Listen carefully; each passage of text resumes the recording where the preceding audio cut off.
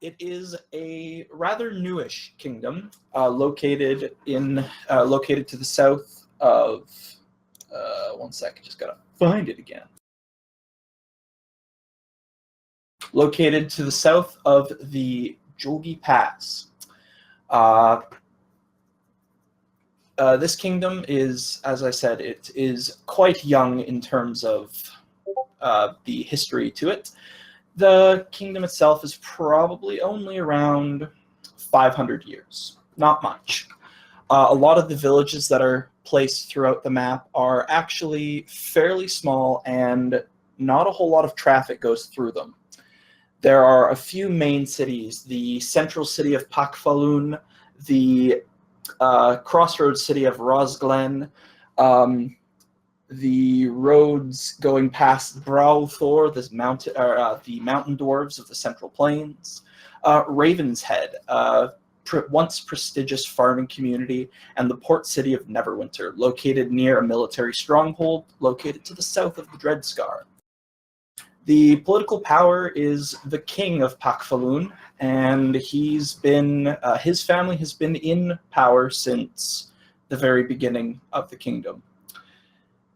Not much is known about the origins of the Dreadscar or the Alteron Spire, but the spire decorates the oceanscape or the ocean scene to the northeast.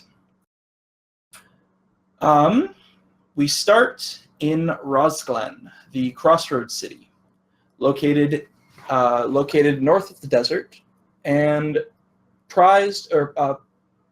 populated. Among it are multitudes of peasants and nobles alike. The villages on the outskirts of the city is where most of the peasantry lives, and it is well known for its logging, as it sits in the middle of about 2 different forests. It is one of the main exports of lumber to Pakfalun, and it's actually transported down to Neverwinter to do boat repair and dock repair. Our story begins in the Pike Point Lodge, where one Cecil Durst is waiting on tables. Is that my cue? That is your cue, yes. Okay, well, I guess I'm waiting. I'm doing table stuff. Yes, you are. I suppose I'd finish whatever run I'm doing and go back behind the bar where I usually sit. All right. Clean some glasses. Yep. So the Pike Point Lodge is a fairly respectable joint. It's actually one of the more prestigious lodges in the city, and as such, the rooms can get kind of expensive. But this is also where the good booze is, unlike other places such as the Drinking Hole and the Stout Masters. This particular establishment also does, being located on the river, it also has a unique lunch option where you can actually rent fishing rods and catch your lunch yourself.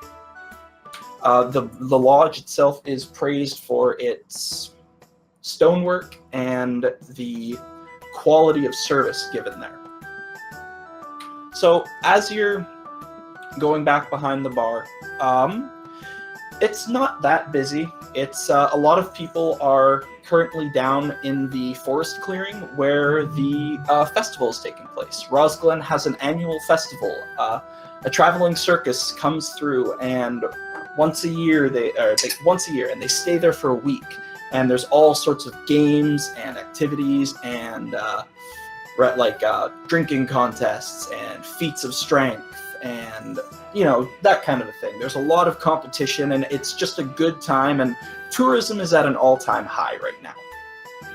So the few people that are here are taking a break, or they're out of towners securing a room for the night. Yeah. Sorry, what was that? Yeah, a couple regulars still. Yeah. Oh yeah, there's Old a few man regulars. Johnson is still not caught his lunch. Yeah. Our character things on the map because I accidentally deleted them. You can Just drag drag it it from out. your bio. Oh shit, I didn't mean to do that. Yeah, I didn't know that either. We have. Okay, I just gotta double check something here. Fucking hell. Neither of those. Or Yeah, maybe. neither of those yet.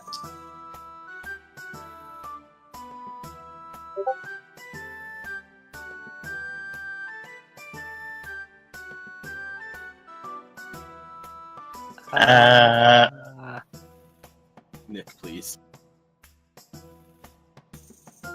Shh, it's okay. All right. So, as you're getting back behind the bar, you do see someone that you have not seen around Rosglen before. You don't know whether or not he's here, or this person is here based on the carnival, or if they're just passing through. However, he sits down at the bar and waves you over. Hey, friend, what can I do for you? Dallas, that is your cue.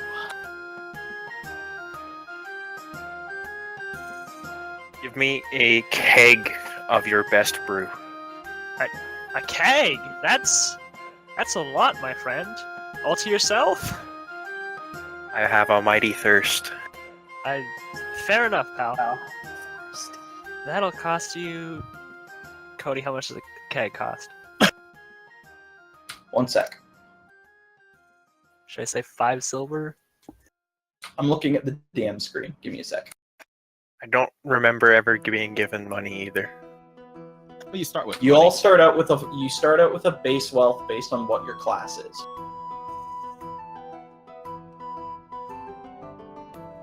Yeah, your background also does affect that. Shit, I didn't check. I didn't look into that. Boy, A gallon of ale costs is 2 silver. Okay, so you're a paladin, right? You said you're a paladin. What's your background? Is it acolyte?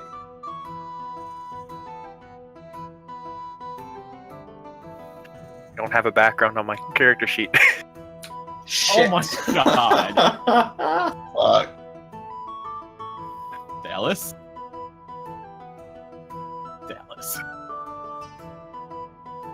Boy. Oh, that's right. It's only based on your background. Uh-huh. So we're just gonna say, for shits and giggles, you're an acolyte.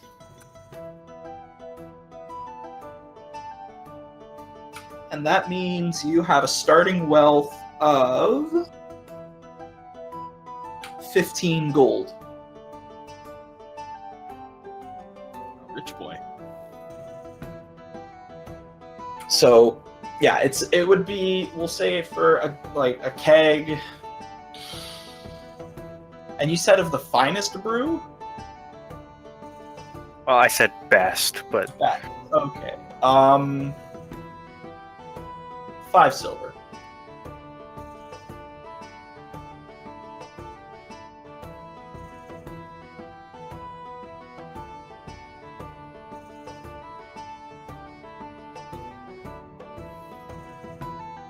Nice.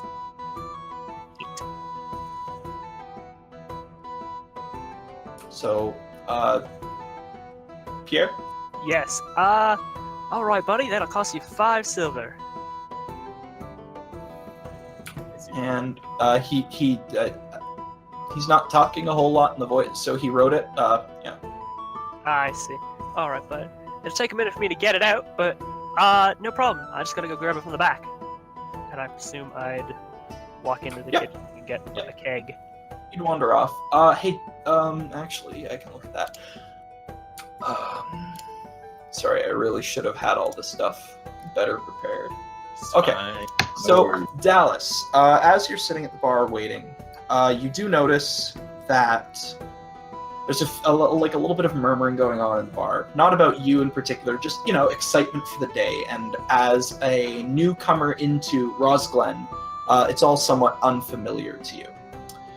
So you're kind of gazing around the bar, and there is a poster near the door that you would have walked past, advertising a drinking contest down at the forest clearing. ah, hell yeah. So, do I just go up and grab the poster? It's not one that you have to like take to go down there. It's just hey y'all, this is what's happening down in the fair type thing. It's more a notice than, you actually have to take it, but I mean, if you want to take it, by all means. Hey, bar wench, where's this drinking contest? I'm not the bar wench, don't look at me.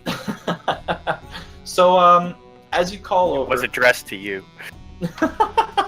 Oh man. Rest of him. Oh, I shit. wasn't in the room. Saucy. So, Ah.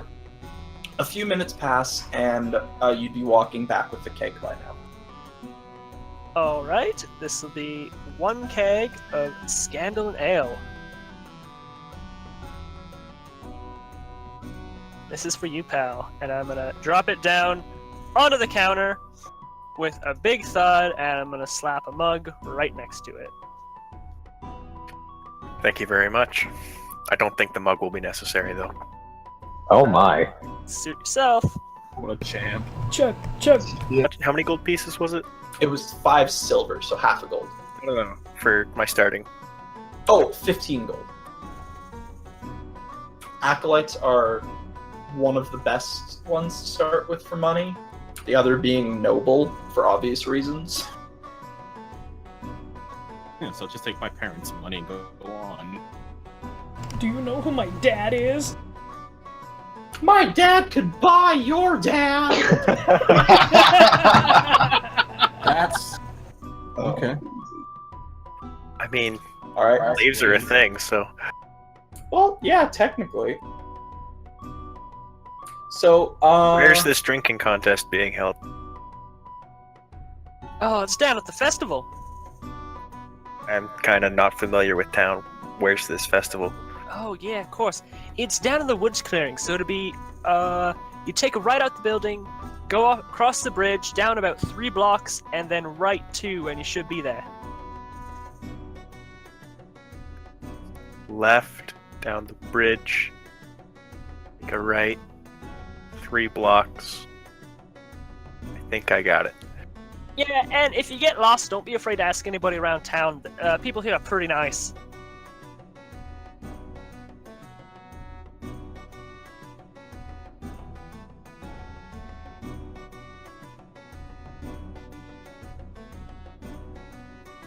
Alright, well, thank you very much. I'll be seeing you later. Yeah, hopefully, man. See you around. and so you exit the bar on your way then? Yes, I'm gonna go find somebody to challenge. Alright. Okay. So as you get up and leave, carrying the keg, a few other patrons take notice, and one walks up to the bar, and kind of, elbow on the bar, like eyeing you as you're leaving, or eyeing Torash as he's leaving. Leans over and talks to Cecil, and hey Cecil, what's that guy doing? I don't know. He asked for a keg and left, boss. I hope he doesn't plan on drinking that before the contest, unless that's to whet his appetite, in which case, good job on him, I guess. Yeah, I've never seen someone pregame that hard before, but to each his own. Oh, well, I'll take another round. Alright. I'm gonna grab Tom, that is Tom, right? No, that's just the patron. Oh, just patron, okay. Then I guess I'll grab him a mug and grab the general ale from the keg I have on tap behind me. Yep. Alright, so after he's done, he goes back. Hey, thanks, Cecil, and heads back to the table with the rest of his friends. And out from the back, you hear Tom's voice. And Tom is, hey, Cecil, can you come back here and help me for a sec? Yeah, sure, boss. And I'm gonna go. Yep. Sorry. So upon entering the back room, so in the back room, like where you had originally grabbed the keg, there's another little door in there as like kind of an office area for, inventory and whatever. Yeah.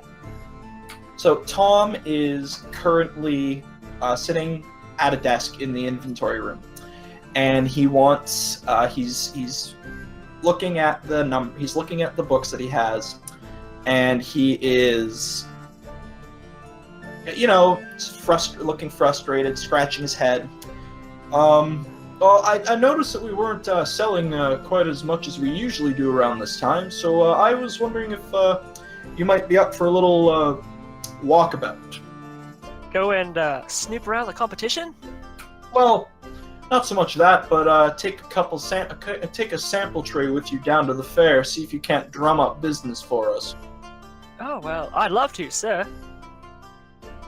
By the way, I love the accent, how it's subtly changing. Oh, yeah, don't worry. It's not subtle. Yeah, I will I love it. I will So never good. do it the same way twice. There We're was taking not it. an accent the first time I spoke to you. It's a surprise He's every time. slowly getting British, and next it'll be like And Waddy is Punjabi. rolling over in There's some Australian in there. Yeah, I'm gonna Alright. swap between Put Aussie and just English a dash of constantly. Kiwi in there. All right, so if you wouldn't mind taking down a sample tray, maybe getting some of the weaker drinkers that aren't partaking in the contest to come up here for a refreshing mug when they're done doing the fair, when they're done experiencing the fair.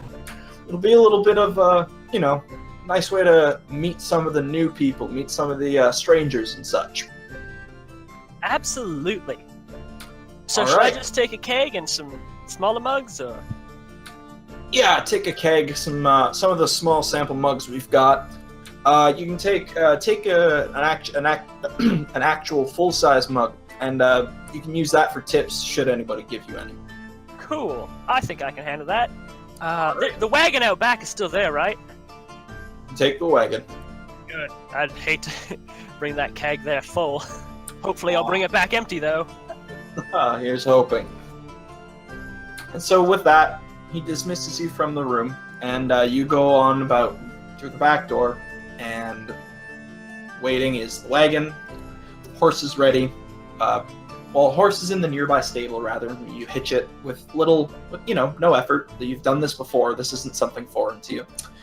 And you head off on your way down towards the fairgrounds. On your way, you actually... no, it's like it's not a huge carriage, but it's big enough that it's got like a mount for a keg. Like he's done this sample thing before. Yeah.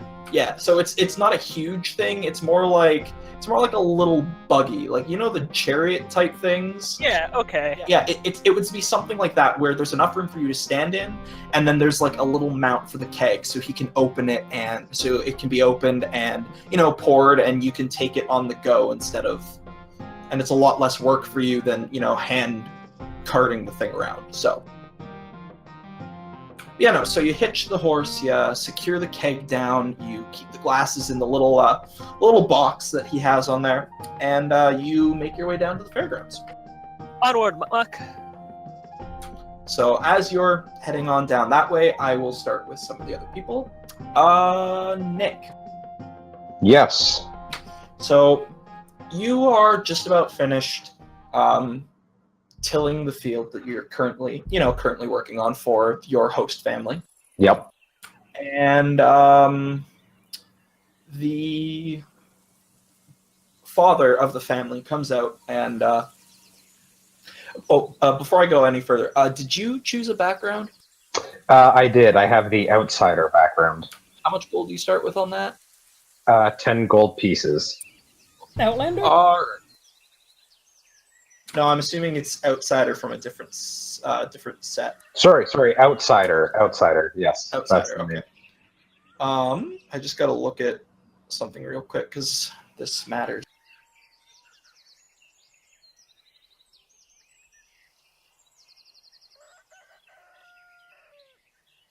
So he's as you're just finishing up the field, you're getting pretty close. Which pack did you choose, by the by? Let me double check that real quick. It was the Explorer's pack. Good. All right. So as you're finishing up, he walks out and, now you've been doing real good work for us, Alex. And we appreciate what you've done, but we're not going to be able to keep you around for very much longer. The house is getting full. Family visiting from coming around from the fair, and well, Nan's not doing so hot, so we got to keep her with us now. As much as I hate the mother-in-law, That's all right. I understand. but you've been doing good work for us since you've been here, and we can afford this. And he walks over and gives you 21 gold. Oh, wow. Yeah, I know you had been saying you'd wanted to go out, do your own adventuring for a while. Take 10 of that. You can use it to buy your own pack. Thank you. This is awesome. Well, like I said, you've done great work for us. The rest of the family is well in your debt. You've worked the fields when nobody else will, and he looks over at the house. I'm talking about you, Ernie, and you see his son peek out the window. It's not for me, Dad. What an edgy little shit. Yes, exactly. Well, anyways, 10 gold. You can take that. Go get yourself a pack, and with some of the extra gold, why don't you go enjoy the fair for today? Thank you very much. I really appreciate it. Will I still be able to stay tonight? Yeah, that should be fine. I'm sure That's- Ernie wouldn't mind a little bit of outdoors experience. I'm sure he wouldn't. Anyways, you go enjoy yourself. Thanks again. I've really appreciated being here. Anytime. So as he waves, as he he's waving you away type thing, and he starts heading back into the house amidst, yelling from the wife because how dare you berate our boy again? Yeah, etc., etc. Etc., etc. You make your way, and because you've been here for a year type thing, you've been here for quite some time. You're familiar with the layout of the town, so you start heading towards the general store, the Pitchfork Emporium. Okay. And so you approach the store, and as you walk in, you're greeted by a human just minding his own business. Business for these types of establishments are not all that great during the during the fair time. Just nobody really has need to go into a general store when to be expected. there's games and shit. Yeah, exactly. So as you open the door, the little bell rings, and the little bell above the door rings, and he jolts awake, and he just wide-eyed, a customer, and he rushes over. What can I help you find? Is there anything you're looking for in particular? Okay, I can show you excellent deals on. And he starts rambling and on and on and on. A pack. Calm down. A pack? Well, we've got a priest pack explorer, and he's just listing all of the packs off, and he's showing you where they are. He's pointing at, oh, this is where you'll find these ones. This one has this, and this one has the crowbar in it, and blah blah blah blah. Get the crowbar. The crowbar. Something with rope? What are you looking to spend? We've got some that are a little bit cheaper, a little more expensive. What's your budget?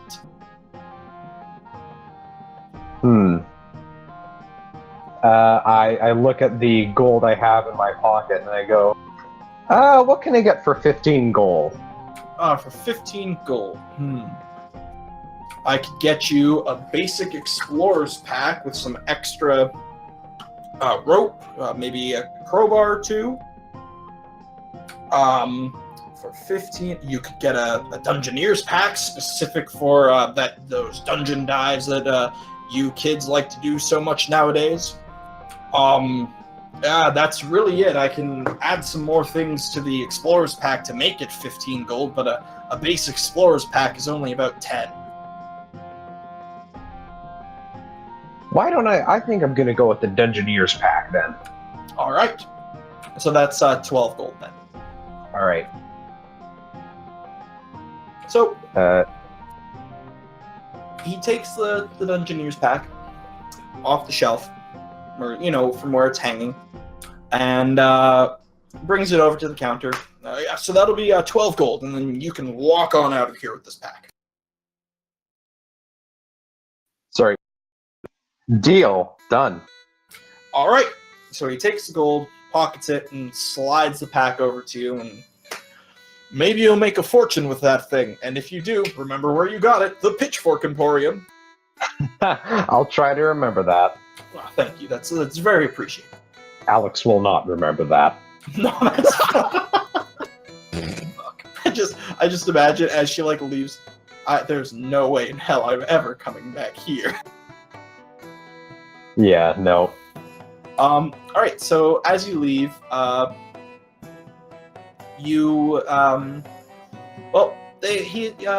farmhand had told you that you should go enjoy yourself at the fair for the rest of the day, and so you start heading down towards that area. Should you choose to, if there's other stuff you'd like to do in town, by all means, feel free. No, I'm about ready to head down to the festival. I got my pack. All right. I'm good to go. All right. So you start heading down to the festival, and just because of the way the city is oriented, you end up meeting a Dallas. What kind of armor are you wearing?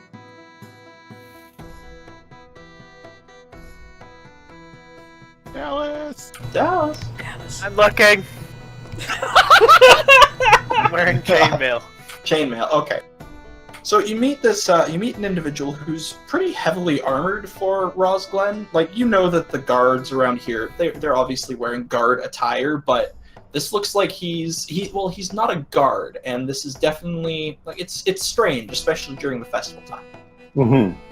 So you meet him as you're walking towards the festival, and he seems a little lost. And he's also a Dragonborn, right? He is also a blue Dragonborn. Yes. Okay, cool. All right. I'm also So very I tall. noticed that he seems lost, so I try to get his attention. I go, "Excuse me, hey, you with the scales and keg." Hi? Are you talking to me? Yeah, you. Do you know where you're going? You look a little lost. Supposedly there's some sort of drinking contest and a festival. I got directions, but I'm not so great with directions. I look suspiciously at the keg and say, "Drinking contest, huh?" Yeah. Yeah, you do know, because you've been here for a year, so you would have experienced at least one other festival. That Yeah, they do yeah. have a drinking contest, and there are, Yep. prizing. There's prizing for the various different contests that they have for this particular fair. I'm just thinking, normally they supply the beer. I don't know why this guy is bringing his own. Yeah. Exactly. I need something to wash down their swill. I mean, that's not Fair wrong. enough. Well, anyways, listen, I'm headed to the festival myself. I can take you there, no problem. Oh, that would be extremely kind of you. Thank you. For sure. And then I lead him to the festival. We're off to see All right. the drunkards. So, as you guys are walking towards the festival, you hear, as you get closer, you hear the cheering of crowds and just the hustle and bustle of just animals and feet and everything. Like, there's just so much noise, and that's really weird for this particular part of Rosglen, simply because this is like the clearing is basically how far they've gone with logging, and so there's not a whole lot of there's not usually a lot going on in this particular area. It's a nice area to sit when the loggers aren't working, and it just so happens that the loggers are out because of the fair. So all of these people are gathered. You see other Dragonborns, you see half-orcs, you see even a few full orcs working some of the tents. You also see like a few tabaxi that you've heard about them, but you've never really seen one before. And there's just all sorts of people here. It's the most amount of people that Rosglen sees every year type thing. So, as you guys approach, you hear, again, just announcers boasting about, oh, look come here for the feats of strength. And you see off to the side, there's a tent where a few younger children are using wands and zapping at cups, trying to knock them over. You see caged carts with various different wild animals in them. You see a tiger, a lion, exotic animals you wouldn't normally see around Brosglen. And in the center of it all, just a really, really big tent. And with that, I will move the players over. Oh. So you guys feel free to add yourselves, except for you, Karm, Marcus, and Ryan. How do we move them over? Wait, what the fuck am I looking at? Yeah, I got the journal open.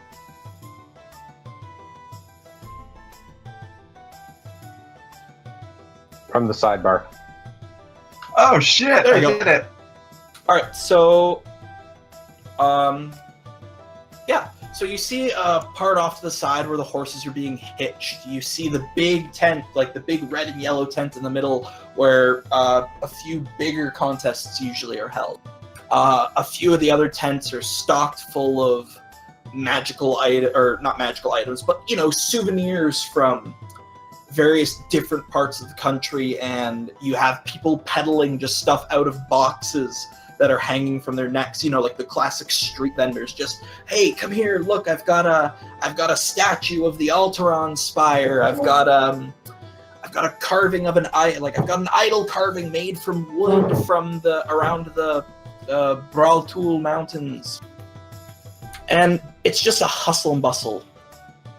And so as you arrive into the fair, you're greeted with all of the smells, and Torash, you immediately know where the drinking contest is, because the smell is just that strong of shitty liquor. Shitty liquor. It's a drinking contest. You think they're going to supply good stuff? That's why I brought my own. Exactly. Alex is beginning to understand. So, you also see off near the big tent, actually right about where he is on the map, you see a bard who is playing, I'm assuming, the ocarina? Most likely, yeah. Of time? So you're playing, like, you're standing off to the side, and you're playing a melody, and can I actually get you to roll a performance check for me? How do I do that? If you open up your character sheet, just click on the performance part. It should be under your charisma skills.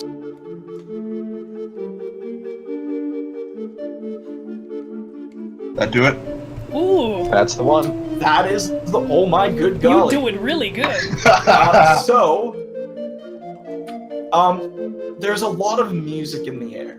There's lutes and harps, and just there's even a traveling band there. But the one sound that penetrates it all, for some reason, is this little yam flute. And you're rocking it, man. Like, you have a crowd around you. You've got them dancing. Do you have like a cup or anything in front of you? Yeah, I have a little, like, I know what you're going for. I have something that people can, I guess a little bag that I would keep the ocarina in, because I'm assuming this is for, like, people to throw tips in. Yeah, exactly. Yeah, so I would use the bag that I usually keep the instrument in. All right. So I'll let you roleplay that out a little bit then. Okay, so I'm assuming it's over and I'm done performing, correct? Yep. It's up to you. If you want to keep performing, you can for a little bit as well. Any requests? Anything else anyone wants to hear? You get like a smaller, like a dwarf, and he saunters up to you, and he's can you do a jig? And with that, I'd like you to do, or well, so yeah, he walks up to you. Can you do me a jig, man? Jig is rather difficult with an ocarina, but I suppose I can do my best to give you something to dance to. Play Freebird! And give me another performance, friend. I was gonna say that, but I saw it in the chat.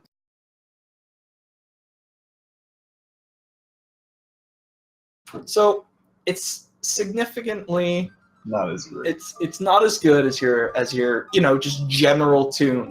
But the dwarf looks at you and for a small flute, I guess it'll do. And he does a little bit of a little jig, and he flicks a silver piece into your bag. Thanks for trying, anyways. And he heads off towards some of the other bands, and in fact, he goes to one of the traveling bands that happens to be just a bunch of dwarves, and they start wailing out, some good old jig music, and he starts going at it. That's so sad. Parker played Despacito. God damn it. I was thinking I played Never Gonna Give You Up. Okay. So yeah, as he's walking away with your new performance, trying to cater to that, a few of the other listeners are kind of starting to meander away now, and you are free to pick up your bag and whatever. All right, so I guess I slow down, and what's the general crowd still in front of me?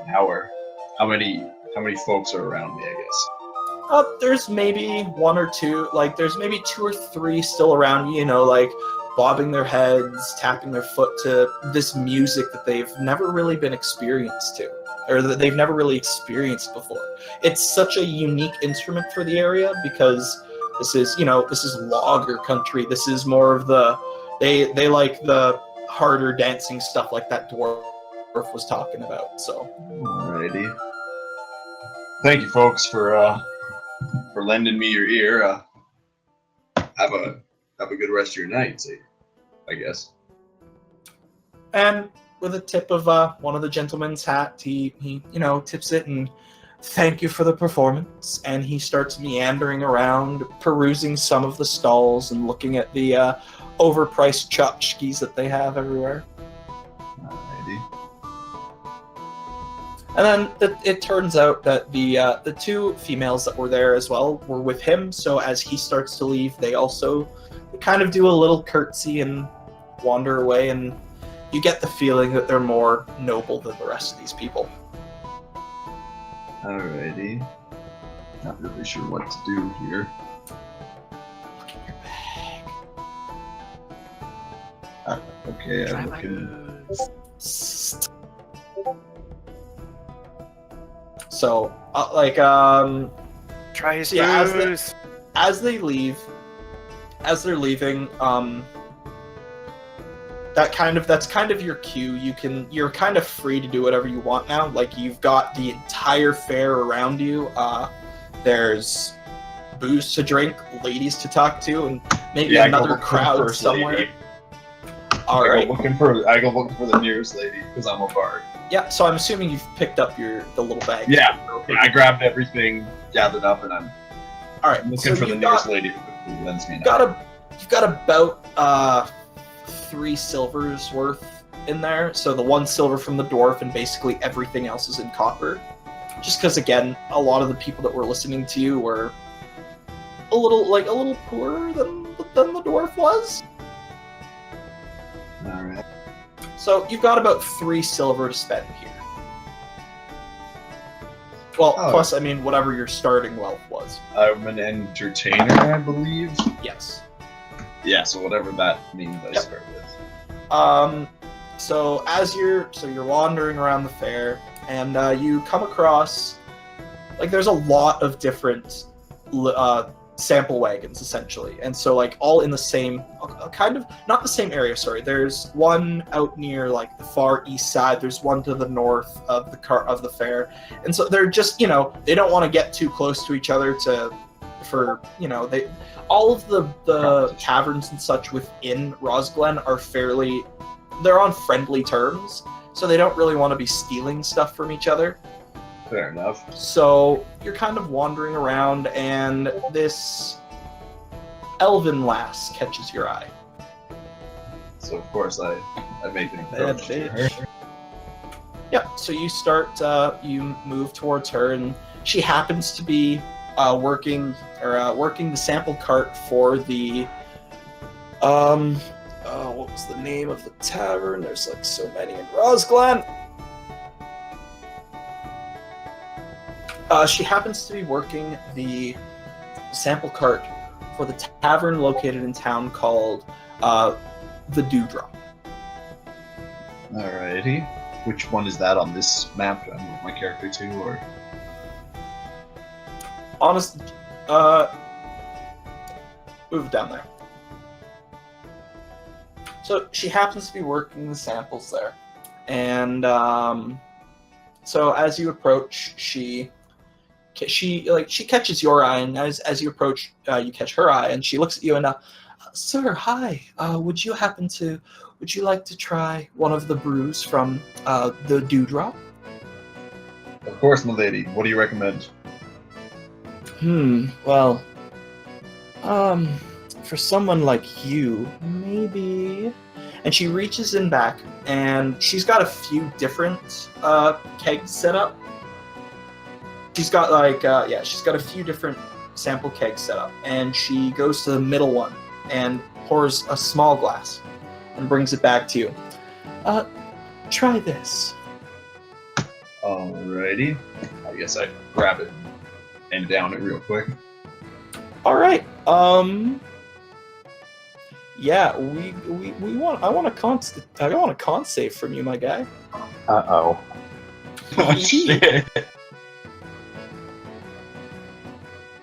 Let's You said see a- if the bard makes it.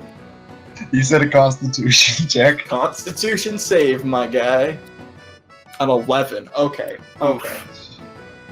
So, the moment it touches your lips, you recognize it as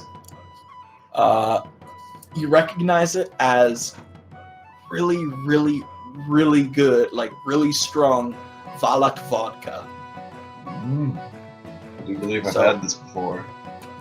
The moment it hits your throat, it's a familiar burning sensation. Like, you are very well aware of like how strong this stuff can be. Yeah, it's good vodka.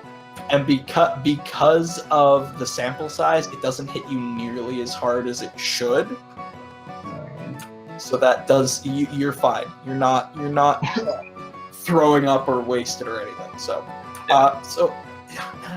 how was that, sir? I do believe I've had that before. It's used to be a favorite of mine back in the day, I guess. Used to be? Yeah, I haven't had it in a while, I guess. It's where does this come from? It comes from Valak. Oh yeah. I was once, I guess you could say, stationed there for a little bit. Haven't been back in many years. It's a shame. The mountains are so pretty this time of year. That they are indeed.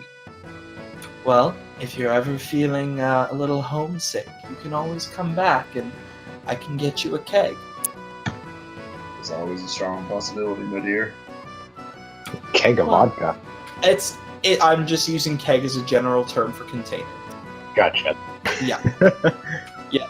You feel free to call me on whatever I'm saying, because I generally have an explanation for things, but I'm going into this a little less prepared than I want to be, so that's how we're doing it. Works for me. All right. As it should be. As it should be. So after getting the drink, she kind of lingers a little bit more at the front of the cart. So, what are you doing at the festival this year? I mean, you might have noticed me. I guess you could call it a craft, performing, so to speak, for people. This is kind of something you got to do, I guess, when you like to entertain. Ah, was that the lovely ocarina music I was hearing earlier. Yeah, you're too kind. Yes, it was. Again, something else from Valak. The mountainous melodies. Yeah. Yeah. Learned that at a young age. Never wanted to give it up, unlike the vodka. Well, I'm glad you didn't. It was a good reminder of home. I did not know you hailed from there as well. It's been many years since I've been back, but I decided to strike it out on my own and attempt to run a tavern here in Rosglen. Yeah. Bit of a different change, I guess, in terms of scenery. Just a little bit, a lot less, well, snow everywhere. A little bit warmer. Yeah. Yes. Well, please, sorry, I didn't catch your name. Call me Zelos. Oh, Zelos, it was nice talking to you. I hope you enjoy the rest of the fair. You as well, madam. And because I'm a bard and I'm one of these guys, I guess I gingerly grab her hand and give a little kiss on my way, walking away. All right. So, she, as you grab her hand and do the whole little kiss, she kind of turns away and blushes just a little bit. And so, and now, if we'll jump over to Torash. Alright, I'm gonna go to the bathroom real quick. Yeah, man.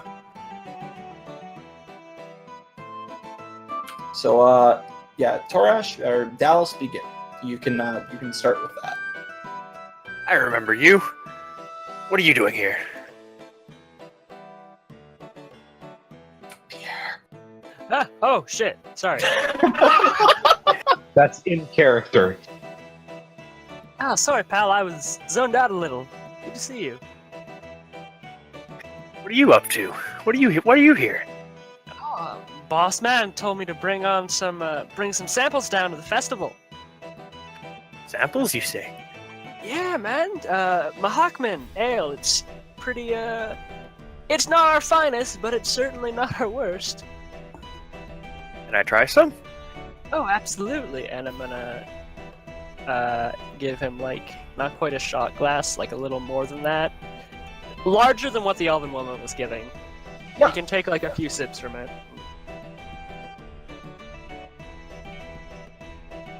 So, I just Medieval decide to solo cup. Can I just shoot it back? yeah, I mean, go yeah. for it. So as you, he tells you, he hands you the glass, and there's enough in there, as he said, for it's a sipping drink, right? There's enough in there that you can make it last a little bit between sips, and you just shoot it back, you just knock it back. Again, it's ale. It's nothing. It's not really super strong, so compared to some of the other stuff you've tasted, it is definitely pretty damn good. Does it have any distinct flavors? Cinnamon. Yeah, cinnamon. There's a little bite of it, and There you it's go. a little bit stronger than most other ales. Cinnamon. I hate cinnamon. Well, I guess it's not for everyone, but it's definitely one of our more unique brews. Not bad stuff, just not expect that kick. Well, I guess that's the fun part. What else you got? I think I've got some, not Mahakman, Zeracanian ale. It's a little bit weaker than that, but it's got a bit of clove in it. Want I'll to try that? Okay, and I guess I'll take his glass, because it's his now. I don't want to wash these. Yeah, no, that's fair. I guess I'll take it back from him and pour him a little bit of that. All right. I also sling that back. Yeah, that's fair. I quite like that one. Yeah, it's It's I got the recipe from somewhere overseas, or my boss did rather, and I tried to recreate it, and I think it turned out all right. You made this? I've dabbled in a lot of things over the years. I've traveled damn near everywhere south of the Scar, but I do like to sit down every now and then and make something with my own hands. This time round, I guess it was ale. I'll tell you this. It came out pretty good. Yeah, I had to tell the boss man how to make it. He was pretty impressed too, and I hope more people think the same way as you. Hopefully, I can drum up some business. If you're slinging this stuff, I don't think you'll have a problem. Thanks, man. Yeah, well, it's unfortunate that we can't get it to everyone as much as I didn't quite bring enough for a ale drinking contest, but still, if you don't feel like, Torash, is he the same guy who visited earlier? I'm still getting used to everyone's names. I am. I'm the guy that bought the keg earlier. Oh, right, okay, so you're still holding the keg. If you're not up for the swill after the drinking contest, or if you're still conscious, then I guess come on down back to the Pike Point. We can get you some more grog and maybe a room if you want. I might have to take you up on that offer, if I'm still standing. Hey, I'm looking forward to it. Don't count on me for a taxi service, though. That wagon looks comfortable. Yeah, well, boss man doesn't like me bringing home people on the wagon anymore. Anymore? Anymore? It's a long story. I've been in town not quite a year, but certainly a while. You make friends how you can. Yes, I see. Well, I'm gonna go back over and get myself prepared for this contest. Yeah, it's a good idea. Say, you're a pretty big guy, yeah? I'd say pretty big. For you. Fuck. God damn it. You should try that strongman contest. Heard there's a pot going. A pot, you say? How much Yeah. does the winner get?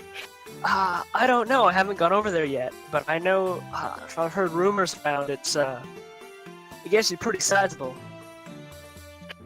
I think I'll take a look. Thanks for that. No problem, man.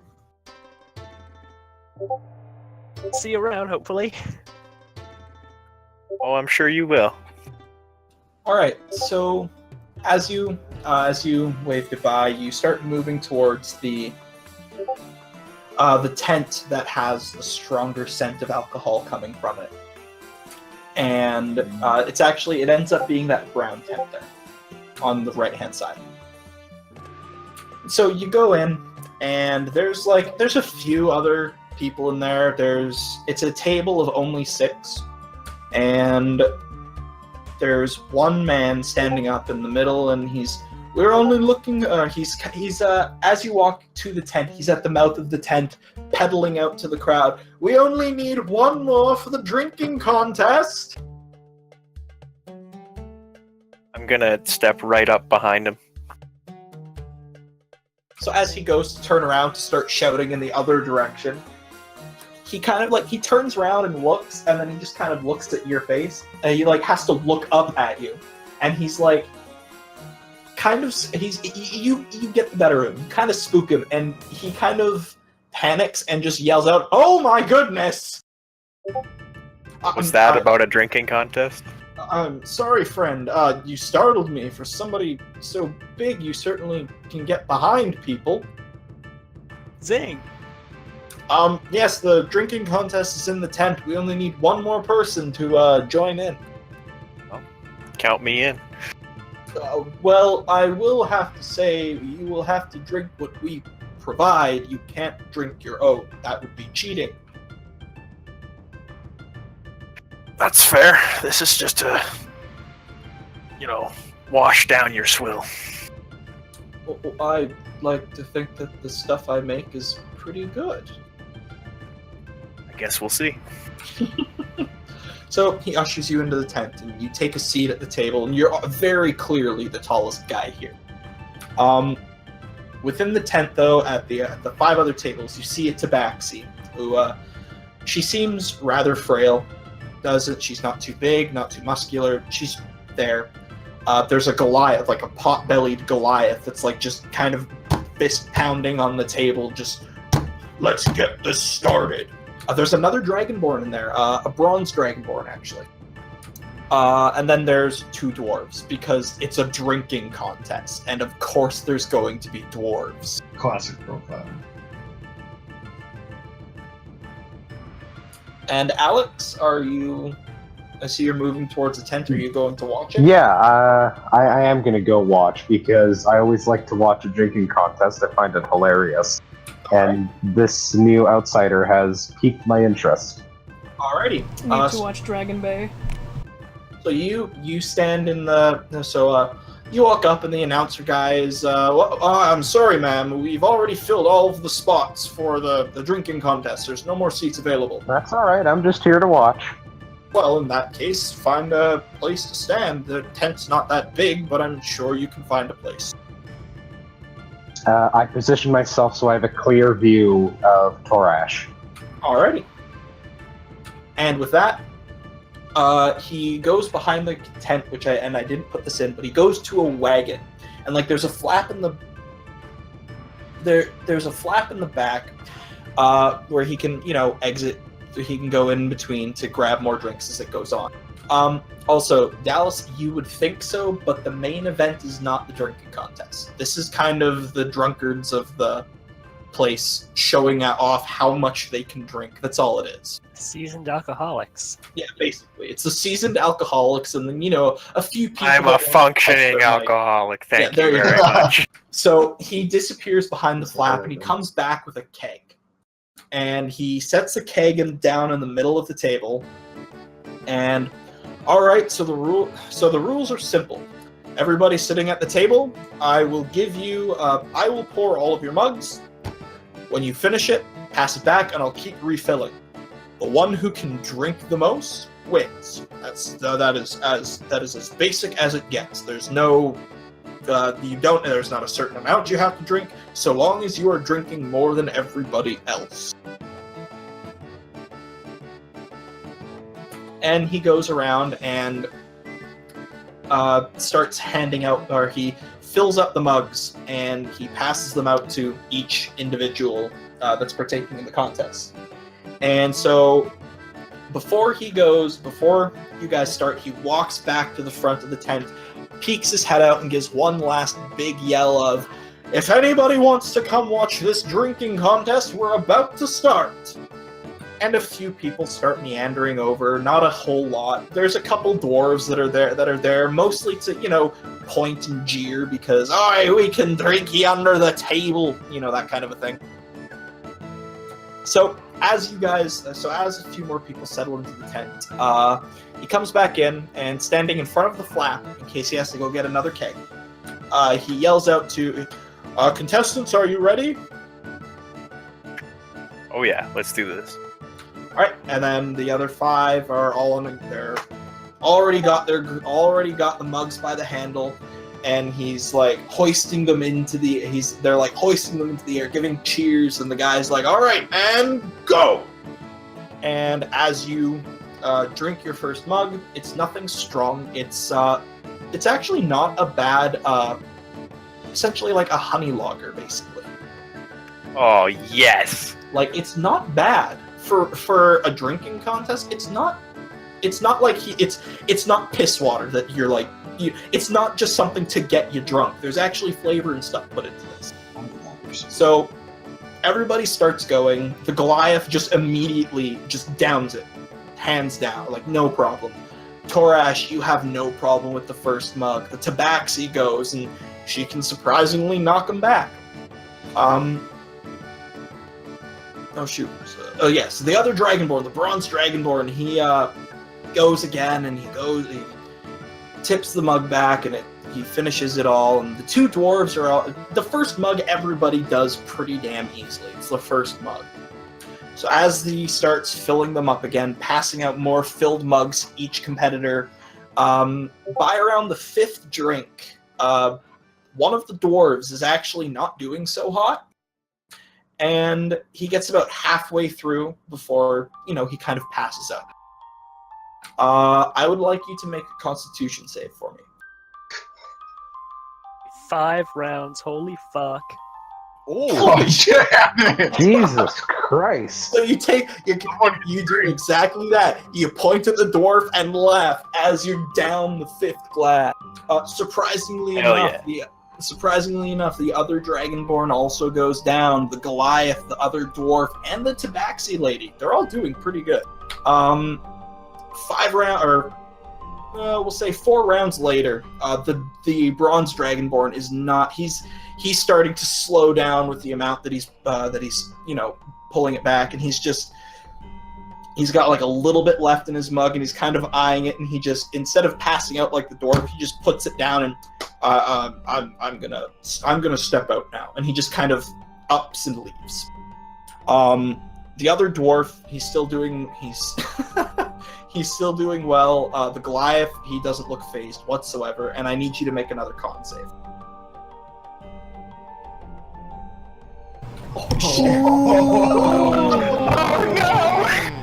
There it is, ladies and gentlemen. Natural one of the campaign. There we go. Perfect. So as you're looking, as you reach over to grab the bronze Dragonborn's share of the alcohol that he didn't end up finishing, you kind of, as you make that sudden move, you then feel the effects of the alcohol, and you kind of slide forward, knock his glass off the table, and also in the process knock yours over. That is enough for the guy to call you out, and so you are no longer in the competition.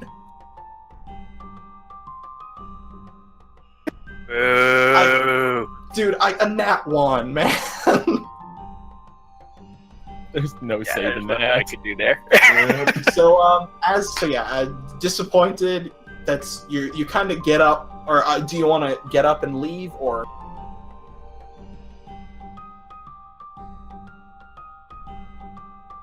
What would Torash be doing now? He's typing it up, looks like. Yeah, that's what I figured. Alright. Alright, so you're out of the contest, but Torash is still thirsty. So, you pop your keg and start going. The other 3 are still doing alright.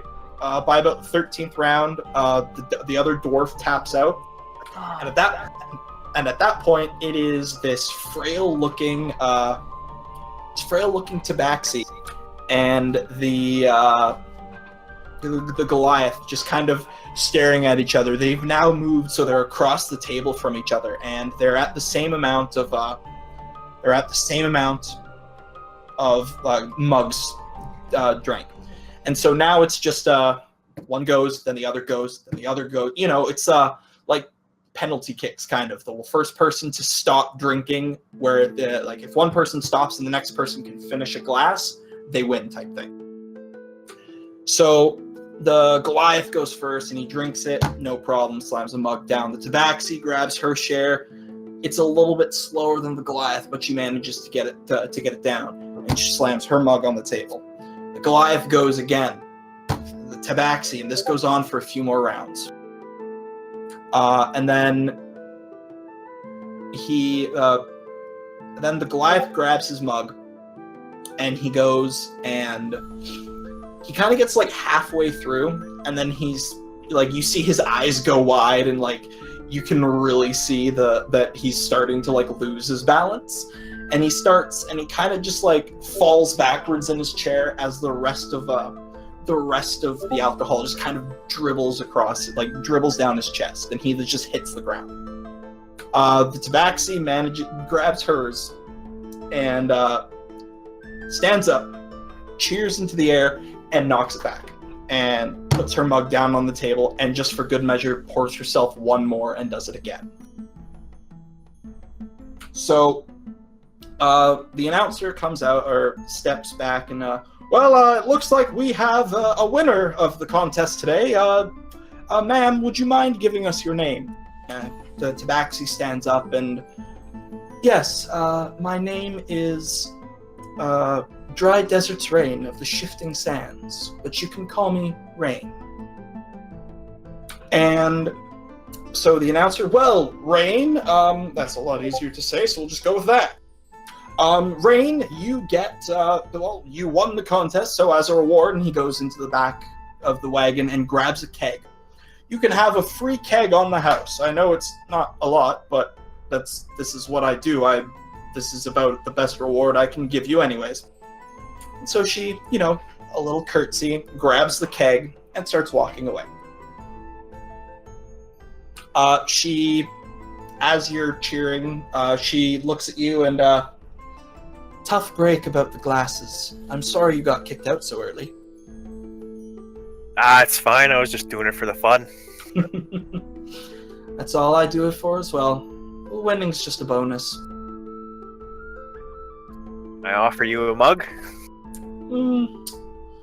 I think I'll pass. I'd like to keep my wits about me for a little while.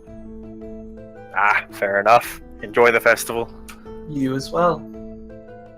And with that,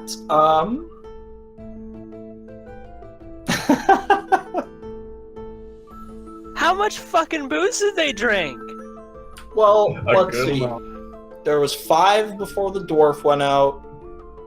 I would say probably around 22 mugs for the two finalists. Look, I'm not a drinking person, but that seems excessive. If Yeah, you're but drinking there's just reason. beer, Anyways, this is the drinking contest is what this guy does at the fair. That is his thing. So he usually makes a lot, and he has a lot. Like, if you were to peek back through the tent, you would see that basically he has like a hauling wagon, and it's basically just full of barrels. So yeah, as she walks away, she, cheers loudly, and everybody in the crowd is like, yeah! One of the dwarves that came in to, watch the competition kind of walks in and kicks the unconscious one. You got beat by a kitty cat! And just walks out. I like cats.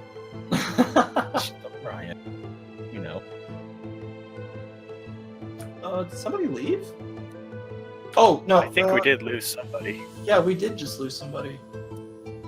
that might have been me because It was something Parker. had to reset. I Yes, had it to was refresh. Rip.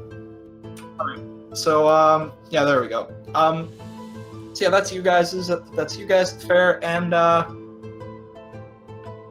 Ivan, that's your name, Ivan. Sorry. What's up? Ivan! Ivan, you're drawn to the fair because you've heard of the little bit of a fighting contest that they do here, and you thought that it might be a good place to, based on why you're in town, like what you told me. Yeah. So you actually Where is head that? towards the pardon? Where is it? The big tent. I was just about to say. So you start heading towards the big tent, and the man at the gnome actually at the door or at the entrance to this tent is yelling out to attract any passersby. Is, how would you like to try your hand at a little bit of combat? Just 2 gold pieces to enter, and you win the whole pot if you win. This math should come up. I tell him I'm just here to watch. Well, that's fine. Watching's free. Lit. So lit. Yeah. Okay. So you go in, and it's already kind of started. It's not like an organized tournament by any means, but this is what a few of the people that are coming out of the drinking contest tent are going in there to prove that they can do something. Torash, you'd be heading over there too. Would you be so as you head towards the tent? The gnome looks at you and, oh, you look like a strong man. Would you like to try your hand at the contest? Who would I be fighting and what would I win? Well, the entrance is 2 gold, and for every person who enters, that would be 2 gold into the pot. You win the whole pot if you're first. What's the pot at? It's currently sitting around 20 gold. Sure, why the hell not? All right. And you ain't no bitch. So you go in there, and you drop. Oh, Parker's gone. Yeah. My internet's being a pain in the ass. I'm just restarting the whole internet thing. Yep, that's all good. So you toss him 2 gold, and he takes it and puts it into a little money pouch. And well, sir, go on in, and I believe your postings will be in the center ring. I don't answer him. I just walk past. Yeah, that's fair. So yeah, you walk in, and there's a little board in the middle, and there's already been a few fights going on, and now they're just kind of like any stragglers that want to jump in. They're adding their names to the list, just throwing them in wherever they can fit them. And your opponent is like the gnome scurries past and quickly writes your name up on the board, and you are across from a name, Little Tim. I like that name. Little Tim. Little I like that Tim. name. So you sit in the stands and you see like a bunch of people just cheering and yelling, and everybody's getting excited. And into the ring comes a dwarf and an Aarakocra.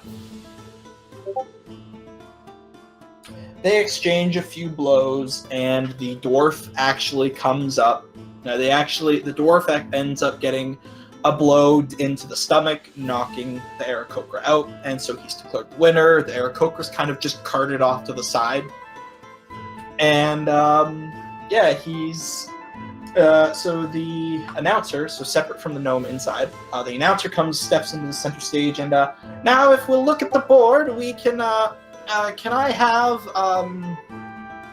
Torash and Little Tim. And so he's called your name, and you're ready to go. All right, I'm ready to go. Is it just hand to hand? It's just hand to hand, yes. So as you step into the ring, you're kind of like, you're a little shaky from the contest, but you've definitely fought like this before. So you're getting ready for whoever's going to show up. Little Tim. The name doesn't seem all that. It's not very intimidating. Menacing. No. However, as the name Little Tim rings out from the back side of the tent, you It's thought gonna that be it the was Goliath. you thought that it was like a half-orc sitting up high on the bleachers in the tent, but no, it was just a full orc standing up. So he kind of just like saunters over, and he's about your height. And the gnome, the announcer, this should be a good fight. We've got about, at least this time, Little Tim, you've got somebody about your height, hey? And he kind of just looks down and grunts.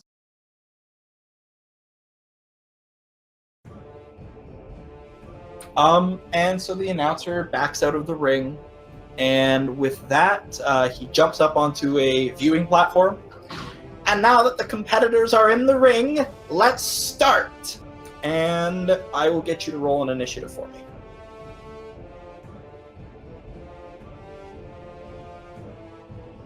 Initiative. Uh-oh.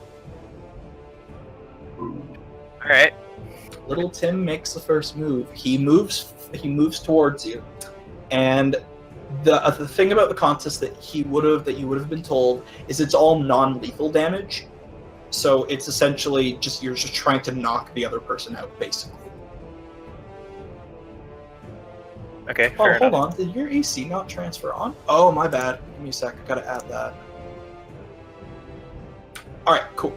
So So he walks over to you. Or rather, he saunters over to you, like, you know, he's like stomping. His name's Little Tim, but he is not a little boy. So he makes just one straight punch at you.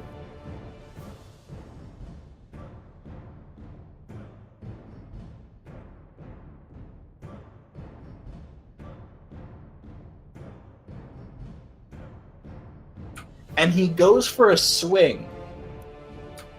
But he's not used to really fighting somebody your size, so he goes for like he aims a little bit lower on your body, and you're able to see it coming and can actually dodge out of the way.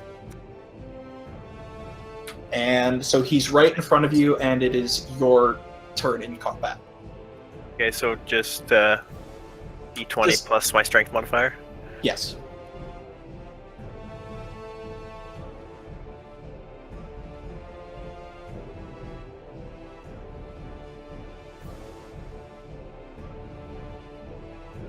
Oof.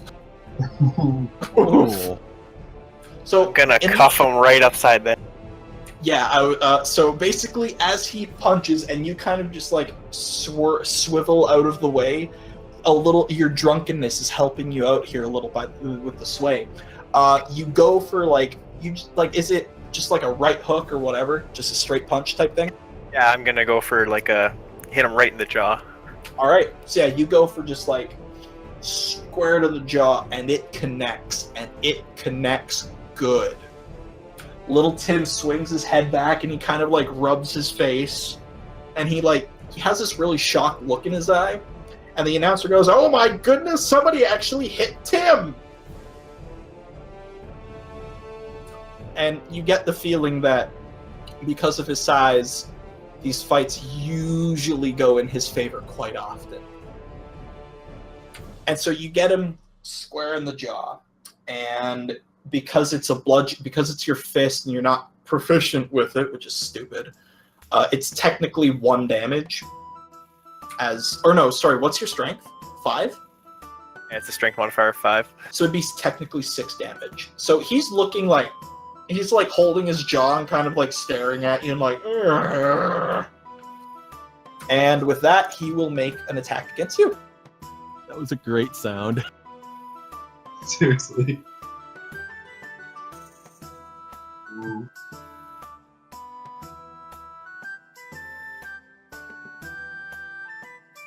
So Yeah, the that one 16, hits. yeah, the 16 just is enough to click. So as he's like holding his jaw, he takes his left arm and he goes for an uppercut essentially. Like he just goes straight up. And it does manage to clack. You manage to get clacked in the jaw pretty good this time. But thanks to the alcohol and whatever, you're not really feeling it a whole lot. And he also hits you for about 6 damage, but because it's non-lethal, we don't have to worry about that. Yeah, fair enough. And your turn.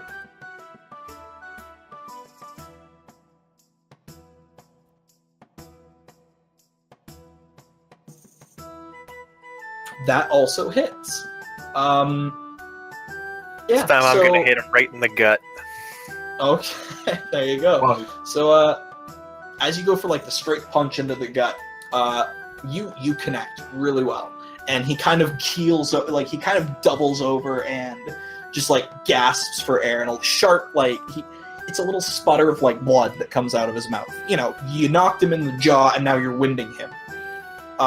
So he doubles over and he just tries to take a deep breath, and I need you to make a dex save.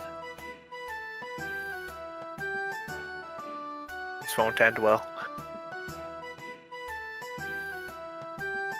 Oh. Oh, wow! I did well. Yeah. Terrible. So you recognize that when he's doubled over like that, he's going to fall. You recognize that, and you manage to swerve out of the way as this big orc just thumps to the ground. And the entire audience, there's no cheering, there's no clapping, just like everybody's staring at you, mouth open, and the announcer's just like, he lost? Tim never loses. Torash advances.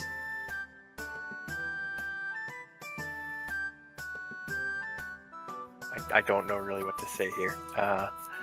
Everybody, like, the moment he said, like, everybody in the tent just erupts in like a whoa, just cheering and yelling and chants of Torash, Torash, and the announcer like motions towards the side, and you recognize like the same guys that carted the Aarakocra to the side. They come out and they're supposed to move this orc, but they're like, and so a few of the other competitors come out and like cart him off, but it takes like 8 people to move this man. Okay, so yeah, it takes about 8 people to actually lift him up and move him out of the ring. So, that was an interesting turn of events. Can I like shoot little sparks into the air as like a celebratory?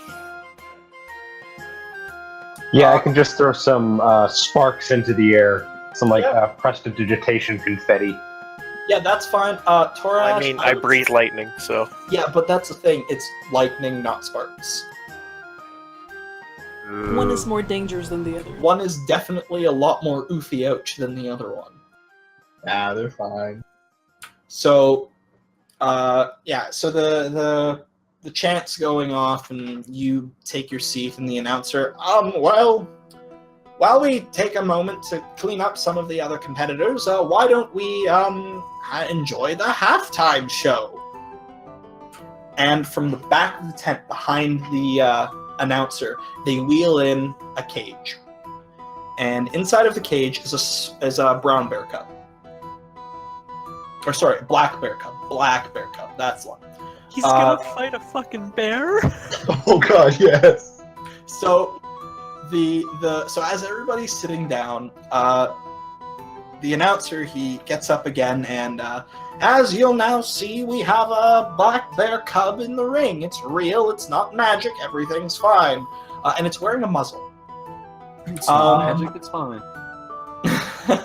So it's muzzled, and he yells out to the crowd, "Now, for the halftime show, I would like to call the lucky competitor," and he like reaches into a hat and Grimple Snout the Fierce.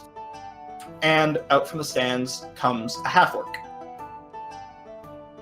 He sets foot into the ring, and you've been randomly selected to fight the bear. I do hope that you're up to the task. And he looks at the little cub, and yeah, this won't be much problem. And oh, she's back. Erin's back. Yay. So what ends up happening is the cage is open, but the cub does not want to leave. The cub is very, very, like, visibly scared. Like, it's cowering in the back and everything. So the 2 gnomes that had helped wheel the cart into the ring actually pull out spears and start poking it, trying to get it out of the cage.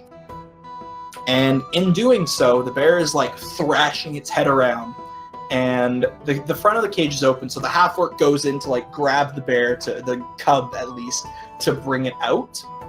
And in the process, the muzzle actually gets loose and ends up falling off.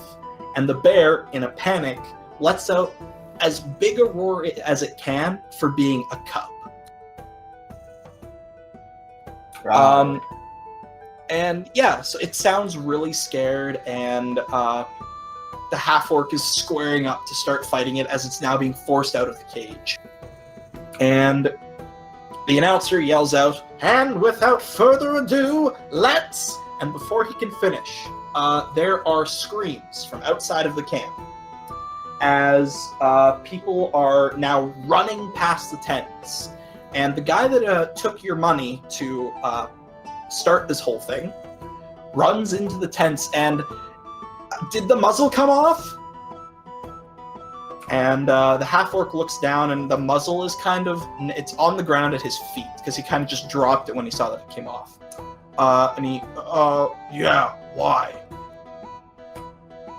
Well, there seems to be a problem outside, and as people are running by, you hear screams of, "It's a bear!" And they're just hoofing it past the tent from the trees direction, so the west side of this map. So like over here type thing. And everybody in the tents clears out. And from the woods, like, again, it wasn't a loud roar, but bears. From the tent, from the trees on that side of the camp, or on that side of the fairgrounds, you just hear rustle, like crashing of bush and breaking of branches, and just something is on its way in a hurry.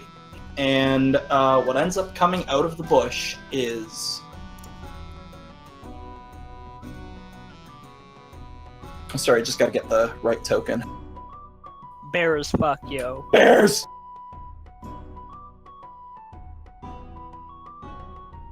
I'll be honest, I half expected it to be Carm and Marcus. We were the bears all along. bears. Where's my child? There's the twist.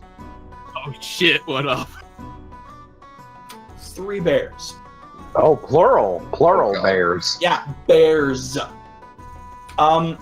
So the one in the middle here,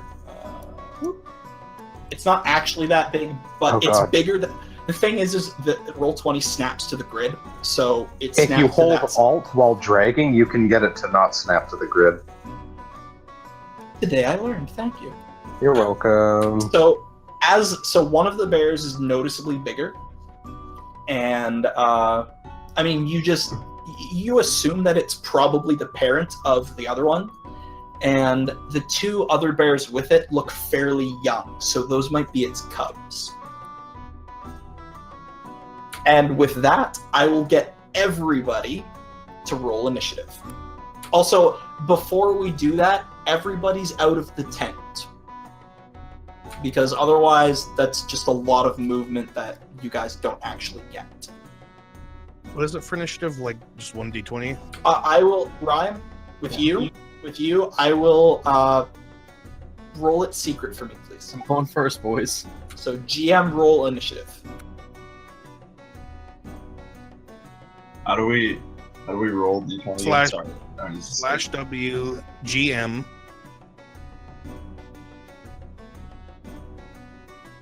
You can do your roll too if it's not going to be secret by just clicking initiative in your character sheet. Yeah, but for this in particular, I want, like, he's Right. No, hit it. I was- Yeah. I was saying for. Ah, sorry, I'm not entirely sure how to whisper it to him. You know what? Then just roll in general. It's fine. Hey, Holy, wait, Parker and I going Parker, first. that's not your initiative. I'm sorry.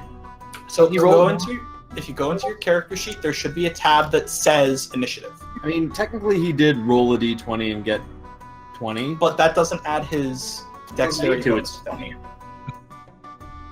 I'm not seeing It- this. Under your So character. yeah, so Parker, Yeah.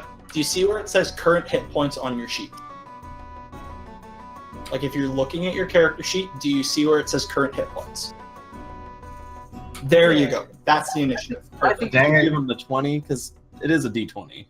Yeah, but we'll I'll just, leave it in your hands, Cody. I didn't roll it properly, so you decide. But then We're let just that be the standard for whatever we do. like That was a it's mistake on my part. no, that's fine. So basically, with initiative, I want it to be at the actual initiative roll because yes, that is a D20, but for ease of play, I'd like it to actually say initiative within the thing. Oh yeah, I just so- mean because it was a 20 this time. It would just be neat. So yeah, we'll just keep it as is. It's fine. Yeah. So I just got to look at the stats here real quick. That's easy enough. Where's the turn tracker? Can I just say something? Yeah, what's up? I have a +8 to initiative, and I still rolled below 10. Oof. I forget where the turn tracker is. I'm sorry, guys. This is so. It's It's in the the sidebar. clock icon on the left. Oh, the clock icon. Okay, cool. And because I don't think a lot of us have our characters linked up to our tokens right now, so Yeah. we're not going to show up unless you manually add us. Okay, let me just do that real quick. How do you do that? I'm doing that right now. Wasn't sure if we had to do it. It is technically something we could do later after we get everything settled.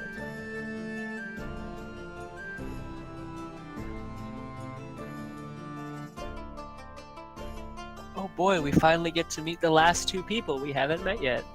Yeah, it's Bear and Bear. Yeah, And the other bear. it's more bears. Yeah, it's me, Ryan, and Marcus, the three bears. It's Bear o'clock. Boo. The two smaller bears explode, Grom and Narb jump out. Ta-da! It's a magic trick. Surprise, it's bears.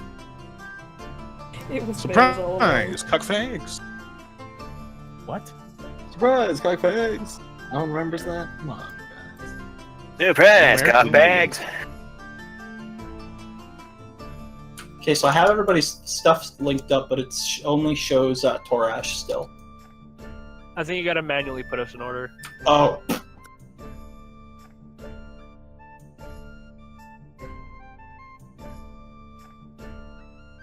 Like you guys just constantly readjusting slightly.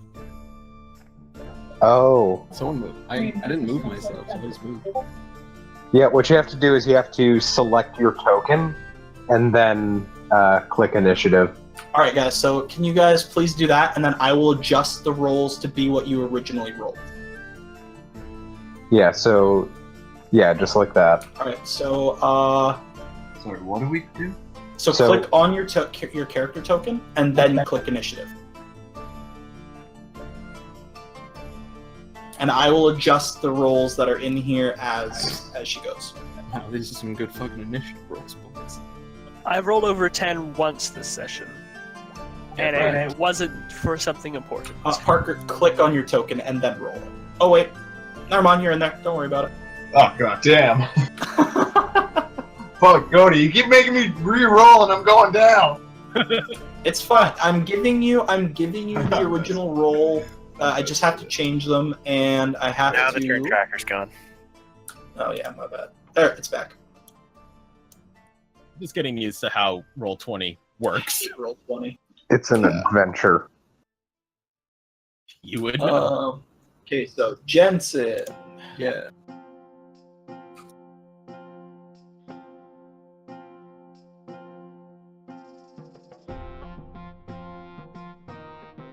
Is that Team America World Police? Yeah, Yes, it is. Okay, I've never seen it. Damn it. Oh fuck. I Boy, haven't seen that in forever. we're gonna put that on the movie list. Yeah, please do. Which we still need to do movie night. We need to do a lot of things. You need to do Parker. Wait, hold on. Ooh, Nothing? Damn.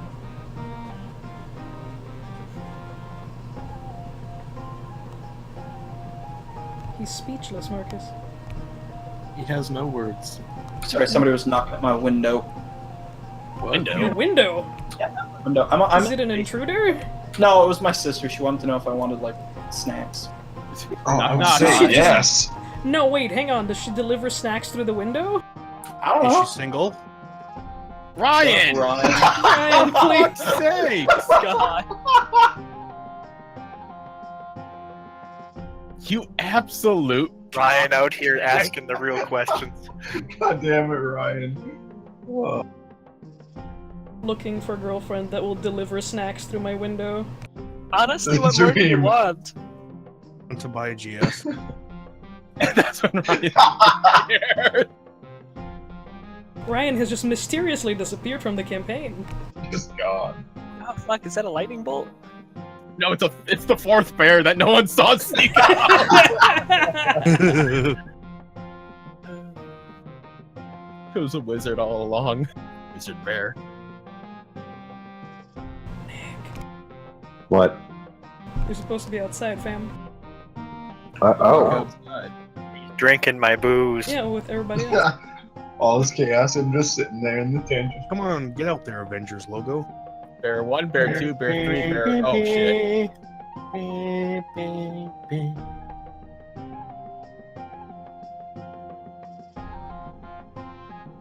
That bear's slow as shit. Boss. Cody, I'm pretty sure these are supposed to be not seen by us, but that's okay.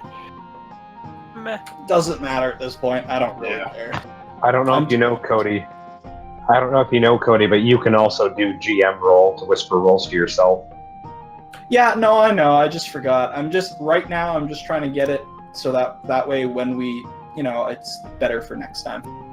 Man, he just wants to get his bears online. Just wants to get his bearings. Oh, fuck you. Oh, so that's what we're going tonight. Ryan, what's that? I love that. I love Just turning into a grisly situation. Oh, for fuck's sake! Yeah. I can't bear Yes. these puns. Yes. I just realized something. Please. I don't have any of my equipment on me. Pierre, I need you to pause and think carefully. Yeah. Wait, Pierre, did you just say you were naked? I don't know. I have clothes and shit, but I have none of my equipment. Well, Why? that sounds like a personal problem. Yeah. Why would I be working with all my shit on me? Plot I twist, mean, you kept you it work in one in of a the kegs bar. that you brought with you. Sounds like Actually, a I you kept problem. it in a keg back at the store. Fair one. Well, that just seems like a health code violation. Don't worry, it's specifically for my shit. Yeah, that sounds I thought it was for your gear. For my gear, I'm calling my shit. I'm calling your bullshit.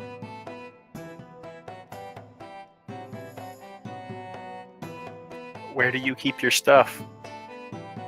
I have a room at the place, and I have a barrel in that room with my stuff. Barrel. All right, so sorry about that, guys.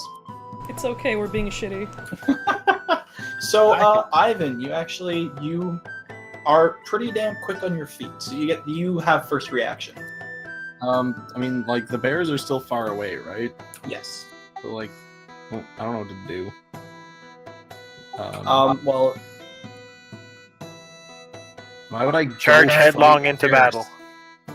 I gotta go fight bears? Like, nah, you can go have your kid. Yeah, I'm just gonna, like, move away. Or, like, help this buddy boy. How do I indicate with my mouse? click and hold. Yeah, this boy that's just, like, still in the door. Maybe help him, or just leave, because fuck bears. Yeah, he's got legs, he can go. I'm gonna run away. Johnson just leaves the entire campaign. So, Some bears showed up. So, next up is bear number 1. Go bear. And so, bear has 40 feet of movement. Which bear? Oh, they have massive boys. How do you do the arrow vector again? Hold space. Or no, press space while you're moving him. Thank you.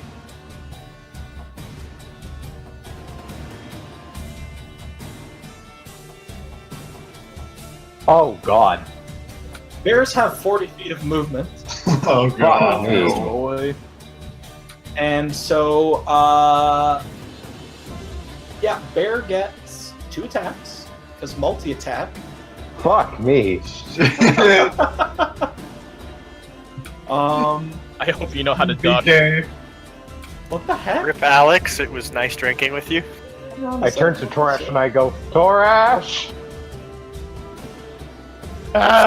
Still drinking out of my keg. Where's your dragon boyfriend now? Alright, so bear gets 2 attacks, and the attacks are... Okay, there we go. Found it. Finally. Sheesh.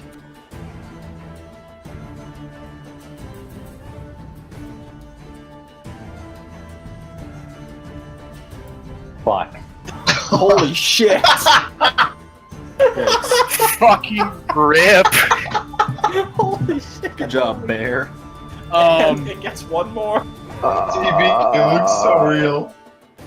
Hey Nick, thanks for joining the campaign. It's been Oh really cool. Goodbye, god.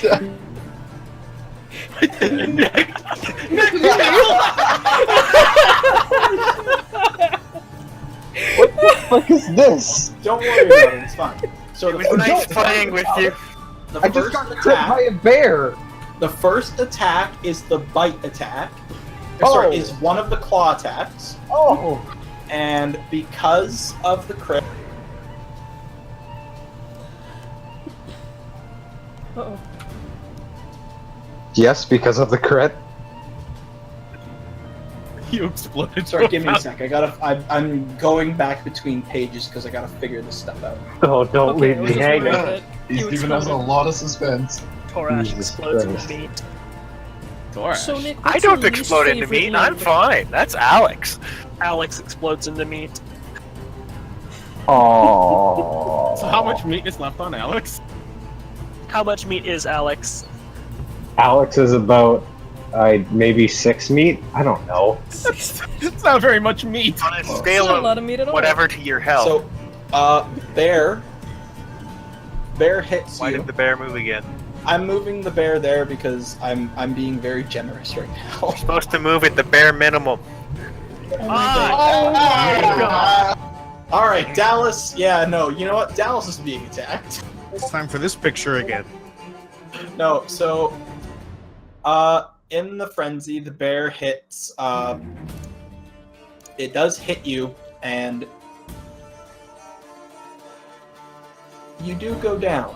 Sorry, it hits me With one attack, it hits you. for and 7 you get damage. dropped. For 7 damage, you get dropped. Awesome. I'm at -1 hit points. Oh. Are you fucking serious? And noticing that you go down, it turns and makes the bite attack. So does 17 hit you, Dallas? Does 17 hit me? Yes, it does, unfortunately.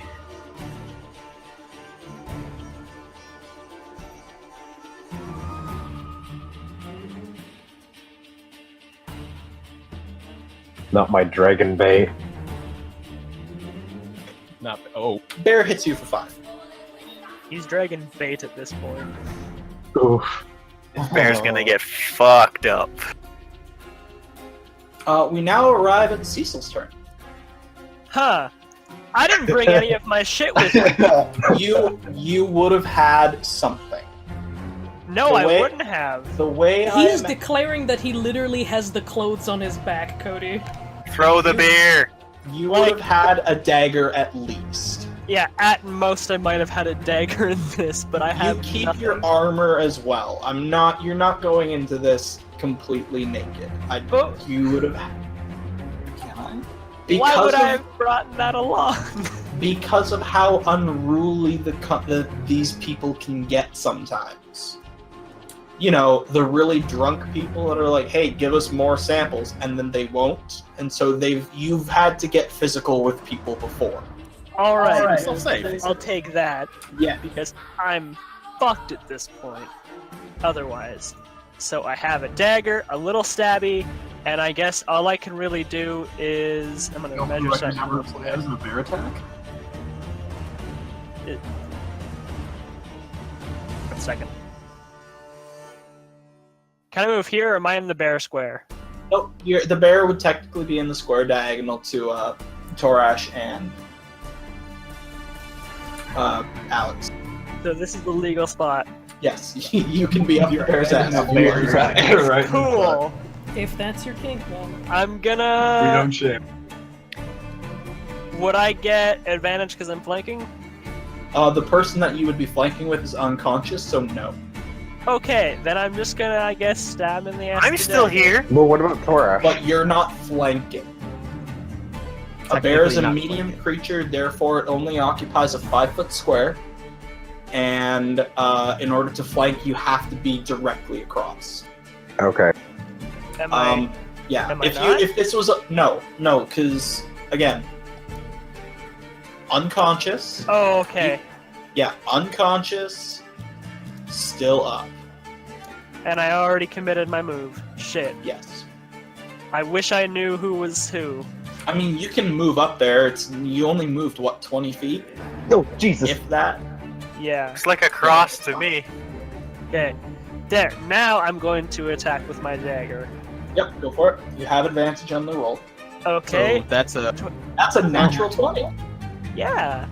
Damn, Skippy boy. So I'm gonna roll my dagger. Wait. Before I accidentally Wait, deleted this. me. There, Uh, I do that. okay. If you click on the attack roll, it gives you the damage, correct? Yes, which Okay. I did. Did you It click just on the got nat connected. 20? I did not. Click Then on let's that try one. it. Oh. Well, Doesn't okay, change. so, all right. You- What I'm gonna say is, unless sorry, what were you gonna say there, Nick? I was gonna say you don't click on the number, you click on the name dagger. Okay. So because it only does that, you guys are going to pick now, whether or not you want to roll the dice twice or just take double the dice result for your crits. Because if it doesn't automatically do crit stuff for you, you have to choose. I accidentally deleted my token, so you're gonna Go have to to. your character sheet tab and just where it says your name, drag that over.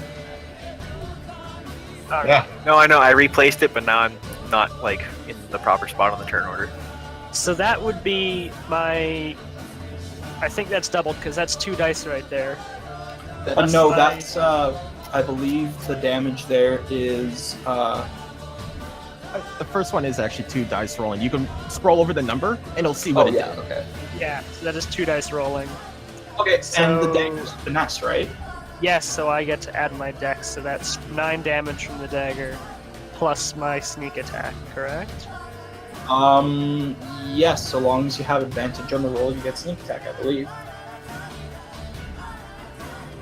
That's 14. 14 points of poofy ouch. Okay, so, you give that bear a good solid stabby with your small knife, and it does a lot more damage than you originally think. You hit him good in the neck, and the bear is looking rough. I'm just imagining you going at this bear with a butter knife. It. All right. Not much more. Now it is Zelos' turn. Alrighty. Do you have any healing spells, Zelos? I might. Alex gurgles weakly. Oh, Okay. Under spells, the only one that looks like the healing is cure wounds, but isn't that that is a healing spell. I thought that was a touching though. But that had to be touching. Yeah, it is. You just gotta run over there. Yeah, you can just go and you can sit there basically, and you can get a hand. I can make that run. You have 30 feet of movement. Yeah, that's 25 feet. You're fine. Okay, then I guess I do that. Do I have to roll anything or? I believe if you click, on the spell, it should do it for you, but I'm not sure. I'm assuming cast at level 1. Yes. Yes. So give me a D8.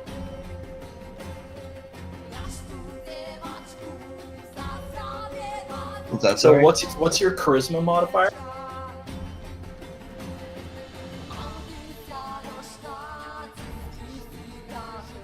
You said charisma? Yes, charisma.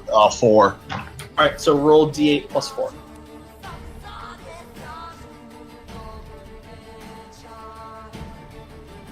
I just type in roll /roll d8 plus 4, right?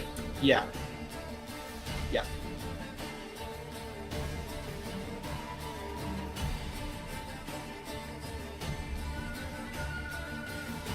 Yay. So, Alex, you're up at 5 HP, almost max. That's good. However, on your turn, you will attempt to get up. On your turn, you can get up at half your movement speed. Okay. I don't need to go anywhere. I'm gonna fuck this bear up. Sounds good. Must be already did the job. All right, so Ryan. Well, actually, hold on. Parker, do you have any bonus action things you can do? Where would I find that? I'm sorry. You're a bard. I believe it should be on your sheet, but I Do don't. vicious mockery. Oh, I you have have vicious- vicious mockery, don't you? I do have vicious mockery. Or can you give bardic inspiration at first level? I believe that's a second level thing. It's a second level thing because I'm pretty sure Kobe and I went through this No, one. no, with the character.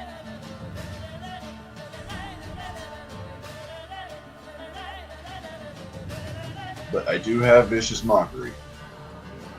Piece of shit bear. Alright, so if you're gonna cast Vicious Mockery. Isn't that a full action though? Oh yeah, no, Vicious it's an action? I thought it was a bonus action. I I'm also not sure. It's an action. I had to look that up real quick because I wasn't It's sure. an action? Yeah. I thought there were okay. Well I guess then yeah, that would be your turn. Alright, I'm good with it. Alright. So yeah, now Ryan, it would be your turn. I will throw your token in real quick and you can.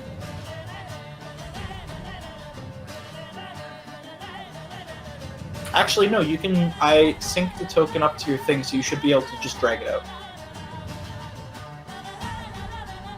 I just open up my character sheet again then, and I grab my. Yeah, you go to your character, and there's a thing that says character and bio and info, I believe. There's the boy. There's a All right, lizard. so you would. So you're technically not in the clearing quite yet. But on your you hear the screaming, and so you would have started to move towards the forest or towards this area. And by the time, so if you use your 30 feet movement on your turn, you would be able to breach the clearing. Okay. So you'd end up about there type thing.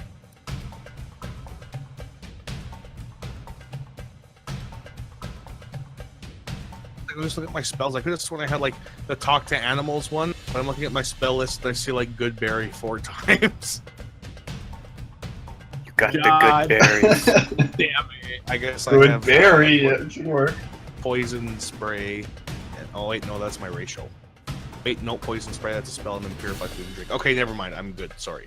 All right, so you would be able to get up here with your move action for the turn.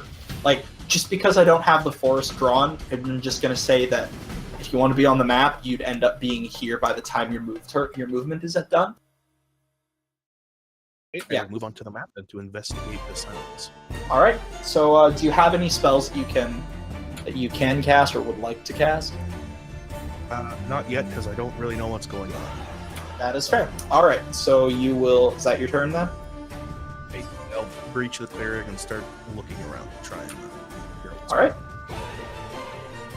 Okay. So if you want to give me a perception or anything like that, you can go ahead and do that then. How do I get perception again? Go into your character sheet and just click on the thing that says perception.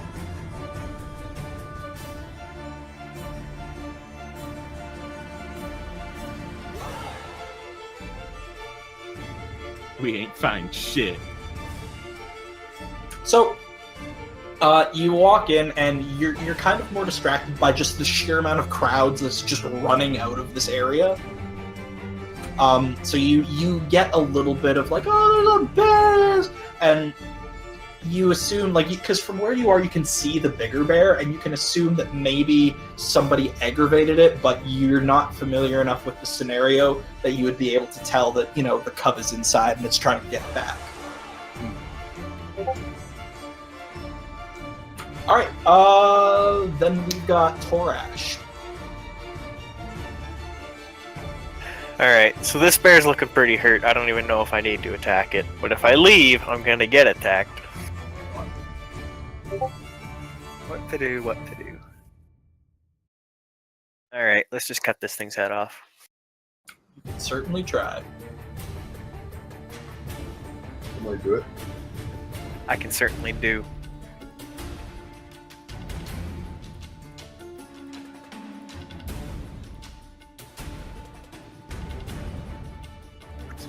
Do?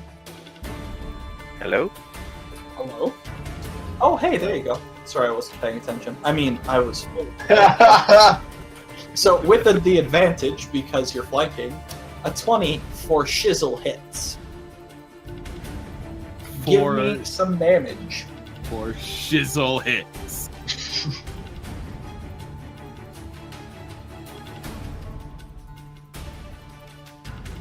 So, yeah, go ahead and roll the damage there, Torash.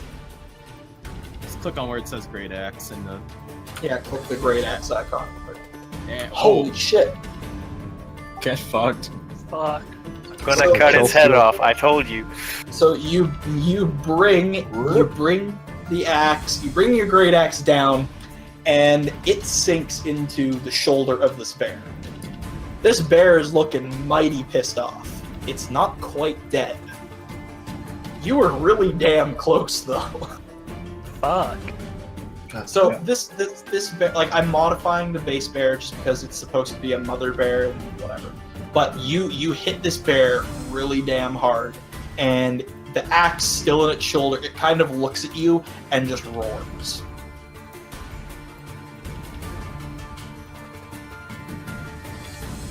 And I'm gonna roar back at it. I'm gonna intimidate this motherfucker. Go for an intimidation check. Please. Holy shit! What the hell? The bear looks a little confused and then kind of looks at you and cocks its head to the side and just like starts looking down. Like you've actually kind of scared. I mean, you hit him in the shoulder real good, and then you just roared in its face. Nobody roars in this bear's face, so it's unsure of what to do currently. It's like when you bark back at a dog. Exactly. Bitch, what? All right, so next up is the barbarians. What do you mean? We're just bears. We are barbarians. So, give me a quick sec. I gotta reveal something. Barbarians. Yeah, barbarians. Best part is there's actually a town in Alberta called Blueberry. Fuck. I live like 45 minutes from it. So, you guys, you should have control over your characters. That I do. Okay. So you guys, I just hid you up in that corner. That doesn't have to be where you are. You can use your movement to get. Sorry, you can use your movement to get up to about there, like, because you would have been in the trees tracking these things. So you can use your movement, like if you use all 30 feet of your guys' movement, you would end up there. This here is 30 feet? Well, because Compared to, the invisible woods. yes, Okay. yes, because you guys were starting in the woods after the screaming, plus you were tracking these things, you would have been running towards it, and then for the 30 feet movement you have on your turn, that's where you would have ended up about. Yeah. Well, Cody, you know what I want to do. Yeah, give me a sec, I just gotta find them You know again. where it's going. I know where it's going. That was gonna end poorly. Actually, you guys are not being very stealthy about this, right? You're just like crashing through the trees. We're just busting through screaming. Good. What is Okay. So if you're screaming, especially, Cecil for sure, and Torash a little bit. You guys see these, you see a full orc, and what looks to be a bare-chested gnome. Running through the trees, just screaming bloody murder at these things. And as you look, they stop, and the big orc grabs the gnome From his shoulder. from his shoulder. Oh god, yes. And you manage to give him a good enough toss and can place him well enough that he lands behind the bear. Go be the guy. Alright, what the fuck? What? That's the question. So gnome ends up there. However, gnome. What's your weapon? My weapon? Yeah, what weapon do you have? Battle axe. Battle axe. Okay, so as he's screaming in the air, just ready to kill, he has his battle axe out. He's good to go. However, as the ground gets closer, you notice that he's still Supermaning the position, and he doesn't really get into a position to recover, and he eats dirt hard. Just whoosh. So it wasn't even on target. But you got a nice spiral on him. Do I still have my bonus action, Cody? You would technically still have your bonus action, and Marcus, because you were riding Karm, you technically still have movement. Sweet. Well, I'm gonna So, Karm, I'll let you do your bonus action first. Yeah, cause I'm a run at this thing. with aggressive. Oh yeah, I forgot you Yeah. can do that. Yeah. So that's my full thing is 30 feet. Can I just? You would There? end up. I mean, you there. got Yes. I mean, you do have two bears like right beside you, but They're teeny tiny cubs. They don't look like a threat to me. This bear in the middle of us is gonna get absolutely fucked. this bear is not going to have a good This time. bear is done. Why is Kyle coming over here too? Hey. Why not? That is an orc feat.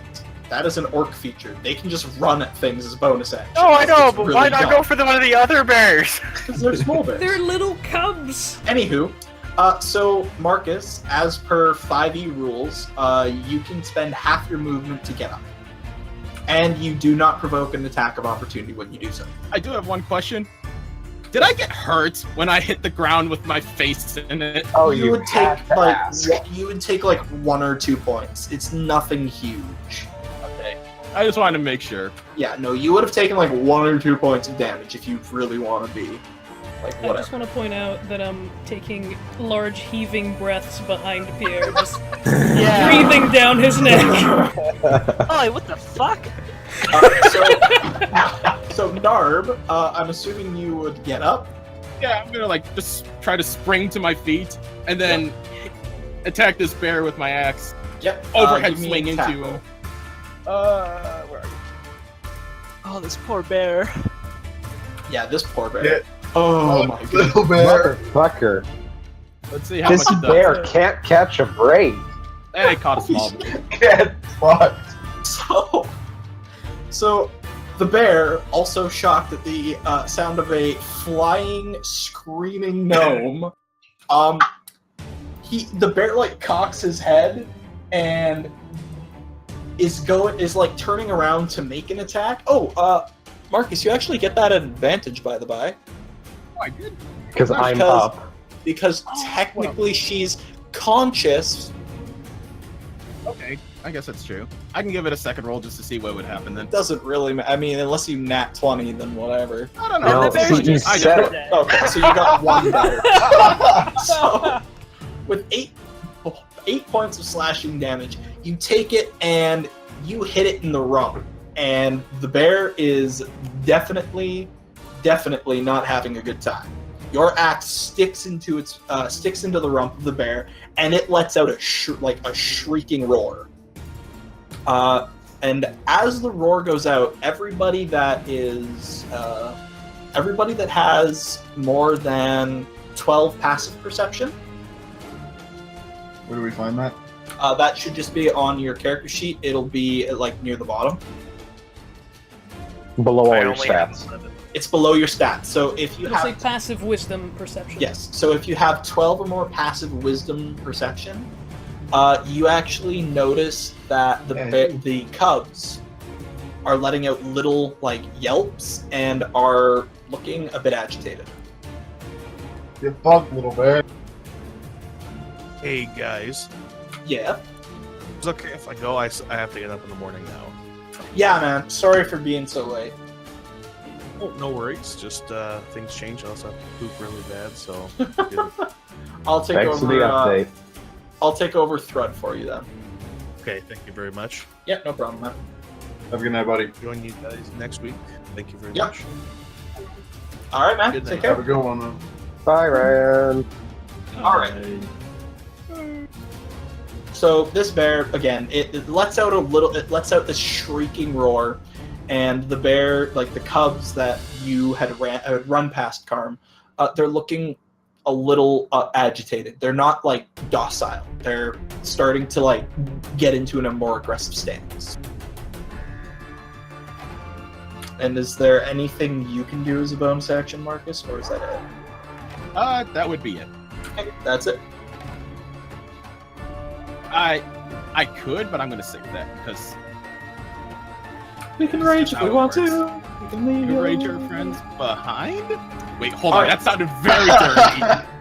All right, Marcos. so You wanna raid someone's is mom? that all of your guys' stuff? Is that barbarians done? Yeah, barbarians are done. All right, barbarians are done. So this bear is still hanging on. It's like bloodied and it's cut up, but it's still hanging on. Like, none of you, I'm assuming, are proficient in nature except for maybe the barbarians. And holy crap, you guys can even tell that this bear is hurting. Isn't Ryan hasn't seen the bears. Ryan hasn't really seen. Like, I'll say that with his passive, he'd be able to tell, just because he is a druid and literally probably better equipped at noticing bears than any of you. But anyway, so it is now Bear 4's turn. Noticing the commotion of everything going on in, like, outside, a few of the people that are still in the tent, they're not paying, like, they're looking about, like, they're peeking through some of the windows that would be in the tent's wall, just, like, looking outside, seeing if they can find see if they can see the bears, whatever. And the half-orc that was actually near the cub tries to run towards one of the windows to see what's going on, and he gets bippity-bopped by Bear. Uh-oh. Oh no. Nat 1, boys. Bear does not do anything. Got the bitty bopping himself. Bear hurt itself in its confusion. However, because bears have multi-attack, they do get 2 attacks. So the second one does hit, and as such,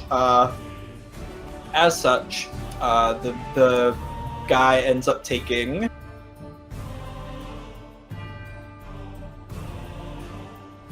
This is gonna be like an XCOM when the aliens kill one of the civilians, just brutally murders them right in front of us. Oh god. Don't talk to me That about is max XCOM. damage on that half-orc. Jesus Christ. God. That little cub is really not liking where he's at. So as the half-orc tries to run past him, the bear makes a real good swipe at his legs, and basically manages to take half of his leg off. Awesome. Is this the same half orc I knocked the fuck out? No, you knocked out a full orc. You fought a full orc. Oh, okay. You fought a full orc. This is a half orc, so he's a lot smaller. So the bear swipes it, like he goes for a bite, but the half orc is like, he kind of misses the lunge, and then he goes for a swipe with his paw, and he basically takes the dude's leg off, and he falls to the ground, and he's not dead, but he is not having a good time. Having a good time. That particular bear is going to, this half-orc was grappling this bear. So this bear is going to make a bite attack at him, and then,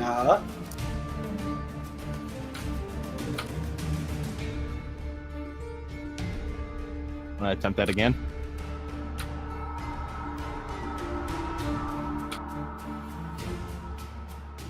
holy shit, bear, stop! Bear hurts people. This bear is hurting me. It's So he- treason then. He actually manages, to get a bite attack off, and because the half-orc is on the ground, the bear manages, and he successfully hits this dude's throat. And he kind of just, like, takes his throat out, because that is bear. Man, these bears are rolling really high. What the shit? Against civilians. Yeah, but I mean, the bear also nat 20'd on Nick. These bears are no Russianing right now. So, that half is dead. Too soon. And he's going to attempt to get out towards the mama, and ends up there. And Nick, Fucking neat. because the bear made an attack against the orc, and the feat is multi-attack, so when he attacks, he gets 2 attacks. Yep. He doesn't actually get an attack on it, because Okay. it's part of his in him taking the attack action. He makes 2 attacks, but Gotcha. because of stuff and things, he only made the 1 and then tried to run away.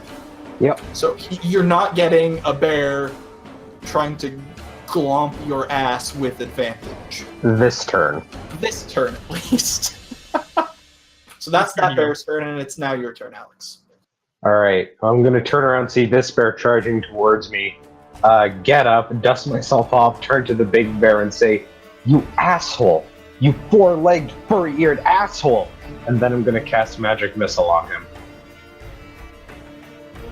And that's an auto hit, right? Yeah. Yeah, okay, I was gonna say, because otherwise it's disadvantage when they're in melee. So 15 force damage. Holy shit! Ah, you maxed that! damn. Holy Okay, shit, I holy did! shit. Was that on the big bear or the little Damn! bear? Good lord. Was that on the big bear or the little bear? That was on the big bear. Oh, that big bear's head is Oh. gone now, my guy. Fuck. Like, like this bear is just, he's surrounded on literally all sides. And you go cast the magic, and it hits the bear, and it's like the explosive rifle from Red Dead Redemption, if any of you are familiar with that. Oh yeah. Yeah, so there is no more bear, just more like guts of bear. How much meat is the bear? How much meat is No. there? It's now zero meat. It's pretty damn big. Like, there's chunks of meat everywhere. Now, I would like to note that since Magic Missile is force damage, I likely just splattered everyone around us. Everyone around me. And I was right beside you, so I did not get splattered. Everyone around you is covered in gore. Oh fuck. I'm happy with this. I was beside him. Do I get Can I do one Yes. more thing? Still get covered. Damn it.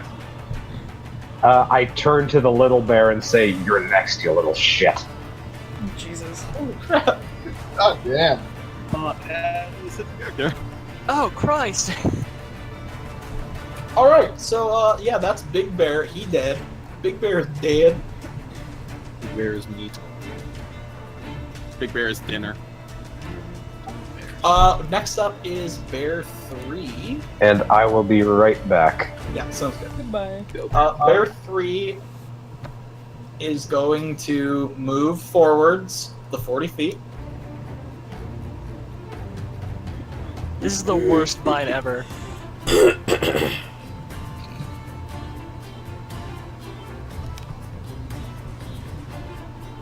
would have figured the Cubs would have run away.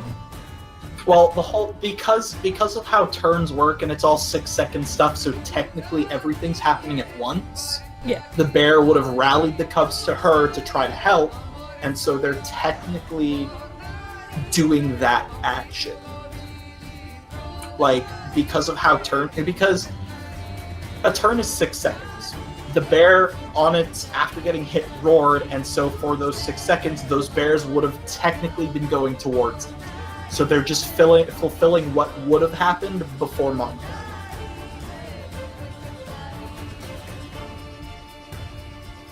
So they get close, and they can smell and I mean the other thing is they can smell Mother everywhere. So something's wrong. Oh no. They Oh, just see Mother everywhere. I read of your mother. So the bear runs up into that spot. Like that's where that bear runs. And it's actually, sorry, it's going to stop there instead. And it will make an attack at the barbarian, as it is a very big target. And you smell like mama, so something happened. Stay out of its barrier effect. Holy shit. That hits. Oh god.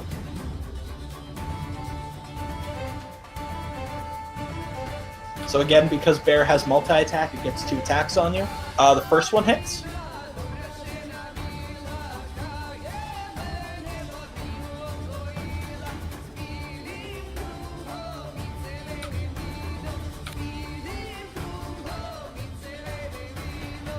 So you take 5 points of piercing damage as the bear bites you on the ankle. And then it tries to make a claw swipe, but you kind of just like lift your foot up, and then he like swipes underneath of your leg. And that's all that bear is going to do. And the other bear will move about there. and it will make one attack at you and one at Pierre. Of course it is.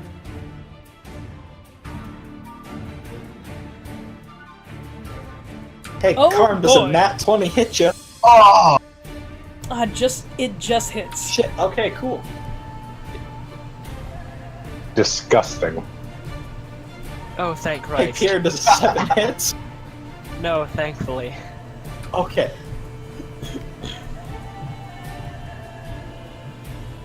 Cody, stop. This is how we die. TPK.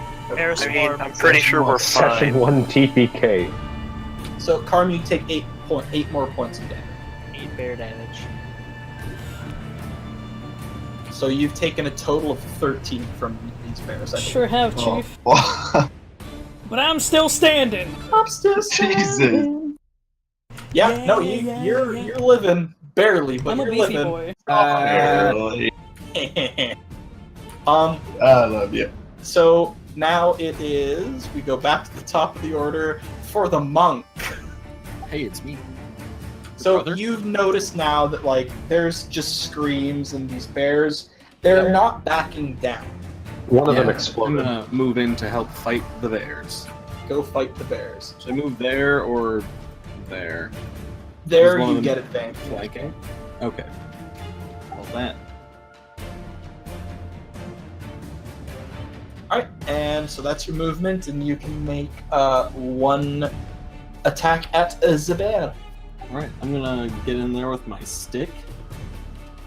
Bop him with that stick. Boop.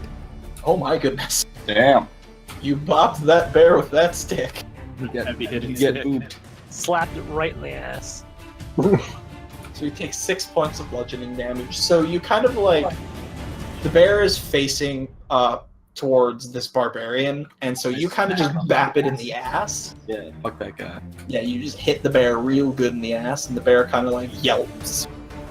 Is there anything you can do as bonus actions, or Can I attack twice, or do I get that later? I'm just checking my. you get multi-attack later, and then at level 2 is when you get key points, so you can do bonus action flurry of blows. Yeah, I wasn't sure. So No, unless that's I. not. Okay, then I do not. All right, so that's your turn. We go to Cecil. Yes, that is me. You, Cecil. I'm gonna move over here so I can flank the bear. Do I take an attack of opportunity? Yes, because you were technically within that bear's threat range. I guess I was. I will take it then.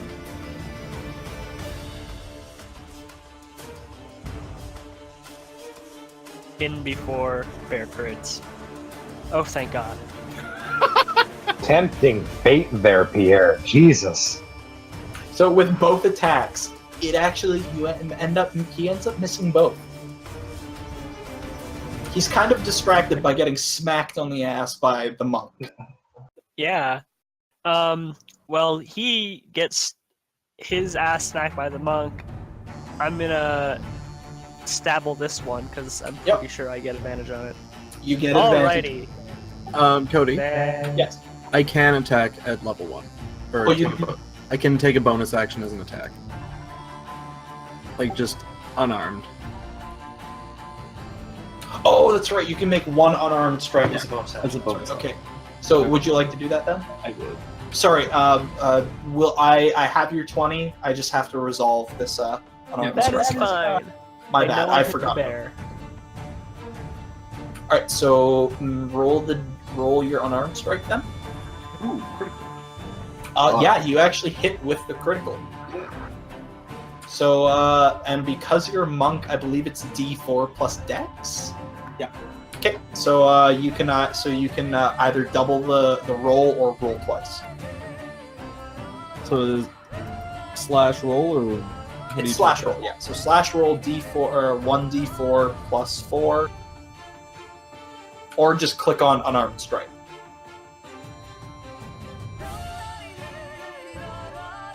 Did you just? Yeah, okay. So you roll, so you hit him for 10, and that is... Actually, the bear is looking really hurt, but it's not down quite yet. So you are just assaulting this bear in the rear. You just punched it in the fucking spine. Maybe I dislocated its hip or something. You don't know. Yeah, no, so you punch where you smacked with the stick, and like you hear like this little pop noise as like that side just kind of limps down a little bit, and he lets out a shriek of pain. Get him. So is this how you make your own bear puppet? And so with the 20, you hit the bear, Cecil, and you may roll damage on that now. Okay, then I will roll damage plus my sneak. Fuck. What? That's plus 3. Nice. That's plus 3. Okay. So plus my sneak attack. Wow! Cool damage, dude. I do 5 damage if you do my next one. So you hit him. You hit My this guy. bear, and whereas the first hit, like the hit on the mama bear, was real good, you're going for the same spot, and you kind of just glance off and like hit I its fucking ear, fumble and stab it in the Stumble ass. under pressure. and the bear it doesn't look hurt. It looks more annoyed than anything. All right. So that's your turn. Holy shit. Oh my god. Yeah, And Delos, that you're sounds up. about right though. Alrighty, so am I, like, just because I'm not wholly understanding the map, am I at range to attack this bear that I'm right beside? Or do I have to, No, because the bear in there is technically inside the tent still. But, like, if I move, is it going to attack me because I'm, like, in its... No, because range? you're technically in its threatened range, but it's inside of the tent and you're outside. Alrighty, then I'll move to this other bear by Pierre over here. How do you do with the arrow? Space. I don't know how that worked, but It's fine. You That. move there. yeah. And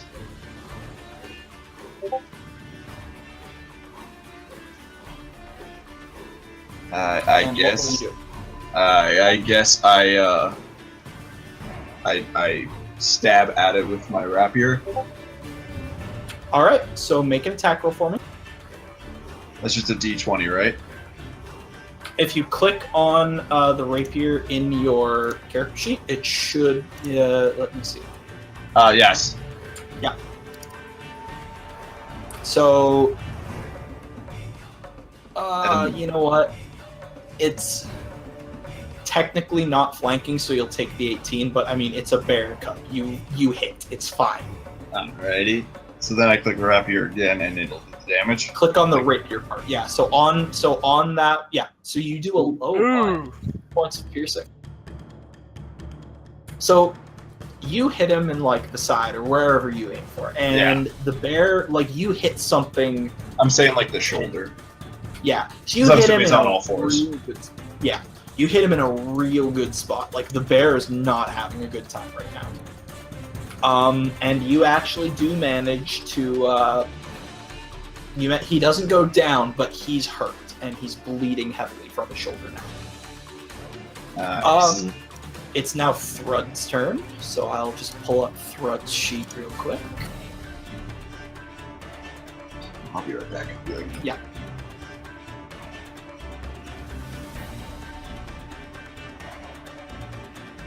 Alright, so Thrud with his movement is going to...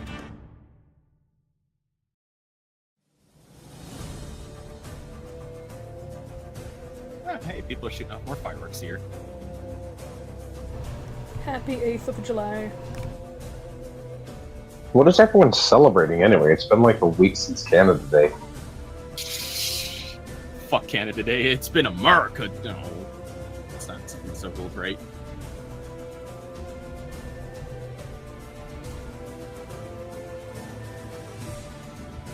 The meatloaf of fireworks.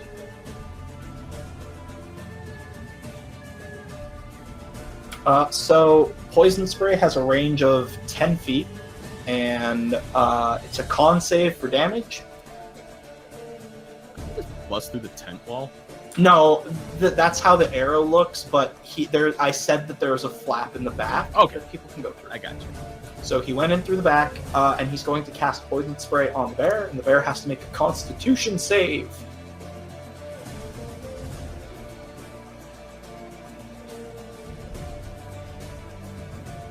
This bear's getting fucking singed alive. Does the poison spray hit me? No, it has a 10-foot range, so it'll hit the Okay. square in front and the bear. Okay. Just wanted to check. Yeah, no, I made sure. So yeah, the bear epically fails that. And he takes 9 points of poison damage. Who took that damage? The bear. Nice. The bear inside. Beautiful. So that's his action, and I don't believe druids get bonus actions right now, so druid will stay there and do nothing. Alright, barbarian, your guys' go. No. No, but Toresh. Oh yeah, sorry, Torash, go please. Which one's bear number 4? Bear number 4 is this one. What's behind bear number 4? It's guts. Oh shit! Alex Whoa. is in the way. Okay, I will clarify something.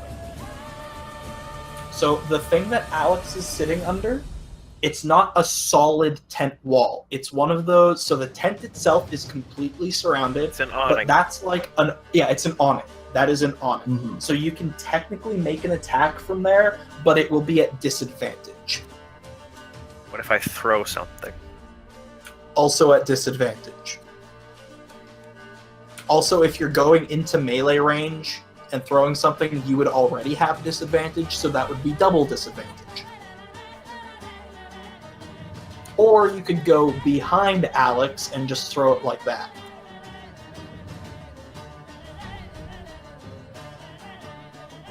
Would I have disadvantage throwing at one of these other bears? No. Oh, there is also, I believe it takes up your entire move action, but you can basically take somebody's square and move them out of it, and that doesn't provoke attacks of opportunity either. So if you wanted to replace your space, if you and Alex were to replace spaces, you could technically do that. But no, it's your full action. So you wouldn't be able to attack, but you could move out of the way. Well, that's lame. I'm not doing that. Alright, so you can throw something at the bear then. That bear. That one I just highlighted. Go for it. Alright, make the attack roll. Yeah, alright. So you don't get advantage, but a 15 hits. So roll damage. Yeah, okay. So as you take aim with the javelin, it's a good toss, and you have kind of a clear shot going after this bear. And as it's turning around, as it's getting bopped from all sides, it rears its head towards Zelos, as he was the last one who hit it, and you end up spearing it through its skull, and it just falls over. Yeah! Fuck. So that bear, Exactly what I wanted to do.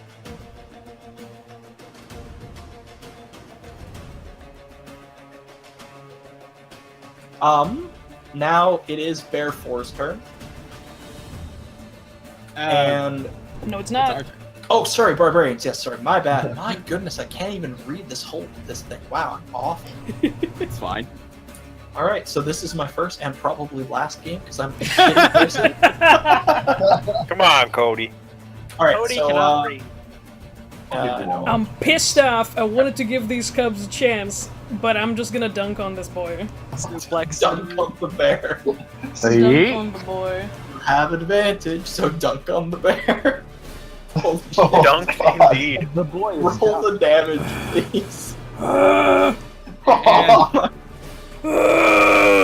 Jesus Christ. So that was the bear that that's the bear that Touchdown. quit biting you. So this bear, as it's still kind of nomming on your leg, you just look at it, growl, and you bring the axe down, and it's the bear's head is still attached to your leg, but the body falls limp, and it is. You have decapitated the bear, and after a few seconds, the bear's jaw loosens and it falls over. And now you can play football with its head. You get to look at its dead eyes and realize that you just took away from the world. Yeah, And get you fucked. now have, you've got bonus action, move action, whatever you want to do.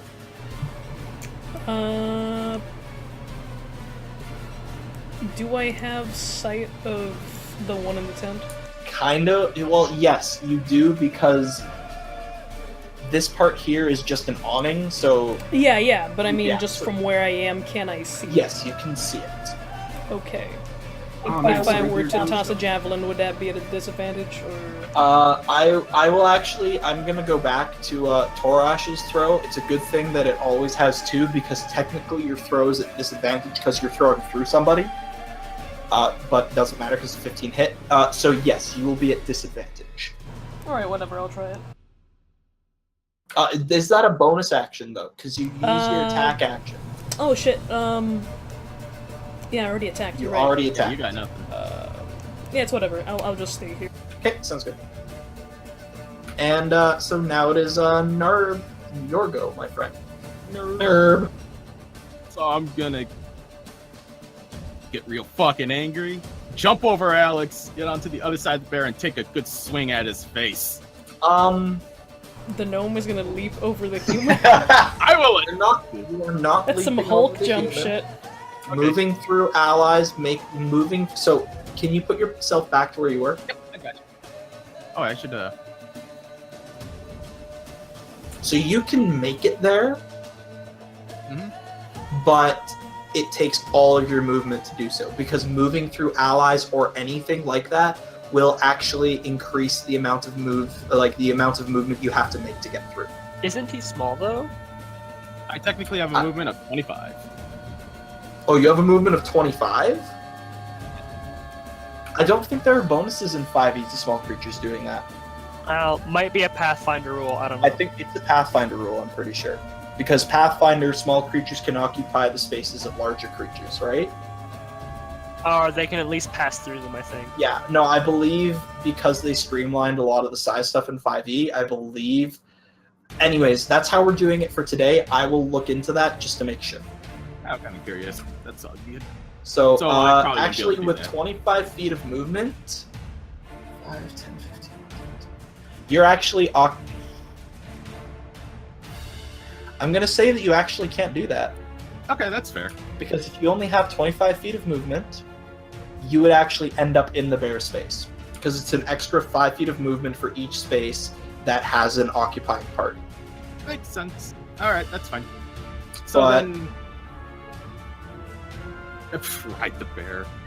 You sit there and foam at the mouth very menacingly. Well, my other thought was just grabbing Alex and throw. Would You I can be? do that. Can You little! You can do that, but that will take your action to attempt. That's what I thought. Yeah, I know. But at least I can get Alex away from the bear. So yeah, if you want to do that, I mean, you are free to. Yep. Are you So I'm- strong enough for that? You're tiny. Yeah, I'm so but what's strong. your? Give me an athletics. You need to give me an athletics.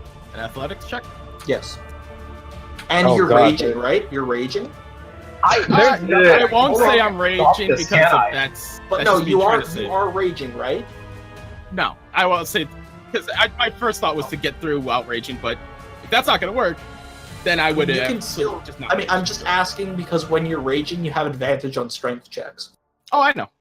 So, anyways, yeah, no, with a nat 20, you kind of just like you run up to Alex and grab her and like toss her out of the way. So Alex gets pushed like just to the right, like to that space there. I'll let you move yourself. Okay. Hi, Alex. And Narb, you take her space, but Hi, that is your Alex. action, That would be- Yeet. and that's all you can do. Uh-huh. All right.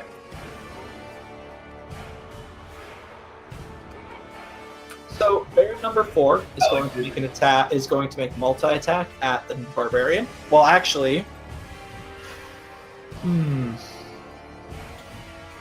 yeah, you know what? It will actually run towards the druid, the thing that actually hit it. So you will get an attack of opportunity, Marcus. Get him, Baramy. Want me to go ahead and roll that? Well, yeah, I'm kind of waiting on that. Bury this fucker. Aw, Ah. what a bad. Ooh. I get a nat 20, then I rolled that. Yeah, but it's a black bear. Doesn't hit? have much AC. In fact, you beat it by 1, so roll damage. Oof. Holy shit! Oh, Jesus. All right. Oh my goodness. So, as the bear runs towards the druid, you know, the thing that actually hit it with poison and whatever, it doesn't pay you any attention. You're pretty small, so what are you gonna do to it, right? So Marcus, Yeah. how would you like to do this? So it's gonna try and Yeah. run away from me? Yeah, Oh, I'm trying Sweep to the legs. Actually, yeah, that's not a bad idea. Just sweep it at its legs and then bring the axe down onto it when it falls over. Just right into its chest. Can thank Aaron for that idea. so as the axe sinks into the bear's chest, it's not like a long drawn out thing. It's a very dramatic, it just stops moving.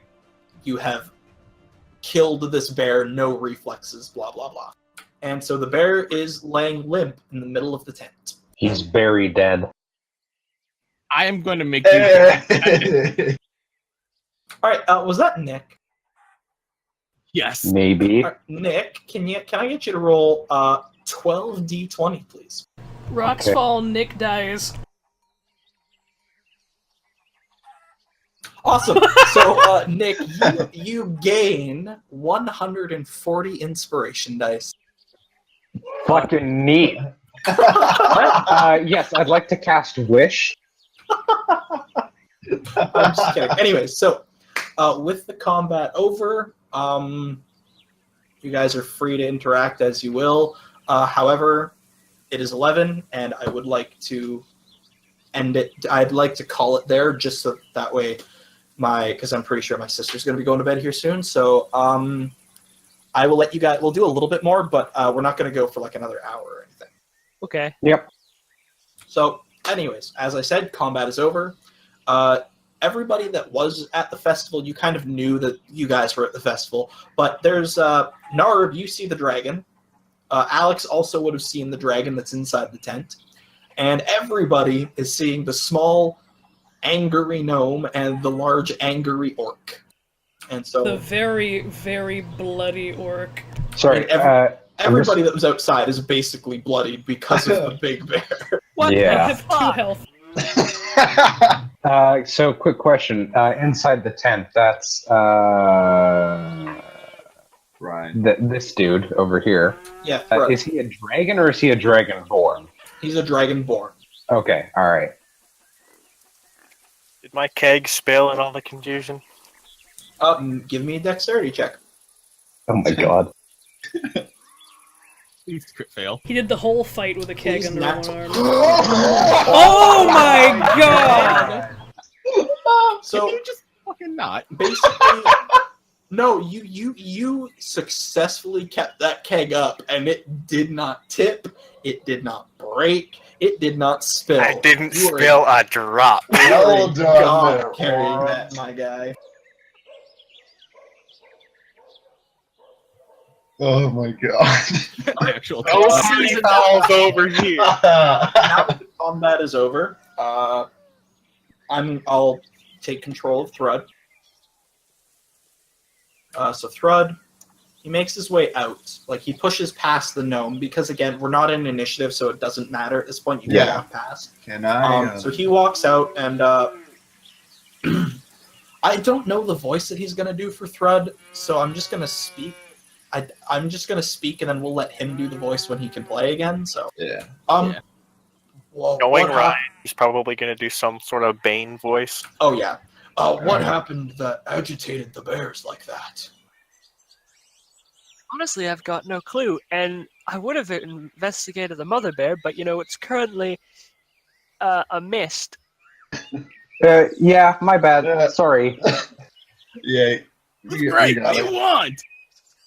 Could I investigate some of the other bear bits? Maybe some of the You more can old investigate. bears? Yeah, you can investigate some of the dead bears if you'd like. Yes. Hey, Cody. Yes. I'm assuming everybody that's not us, all of the bystanders and whatnot, have all cleared out.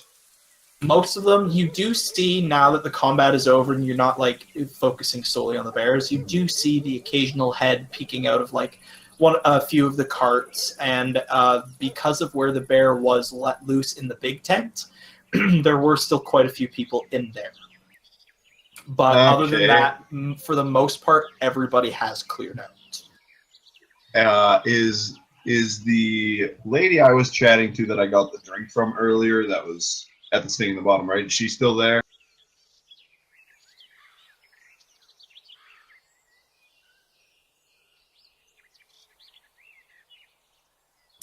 Yes.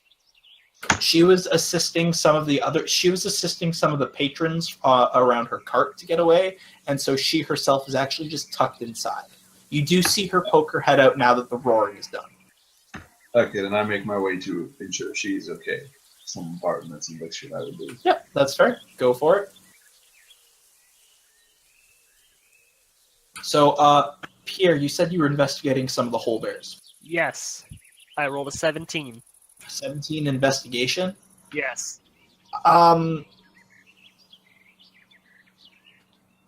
They're bears.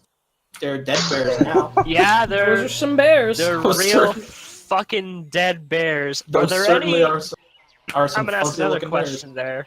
Yes. Are there any injured bystanders around? I'll that make would be another a perception, check. not an investigation. That would be a I'll make perception. a perception check then.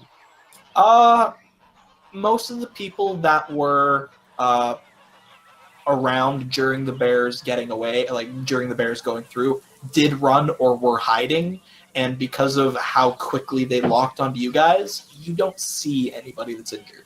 What about that one guy that got fucking murdered? You mean the half orc that's dead? Yeah, I guess he was a casualty.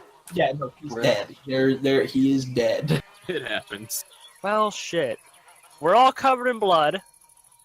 There's a bunch of dead bears everywhere. This is not a good day. Oh, it was a great day. There's fucking bears. This was a festival.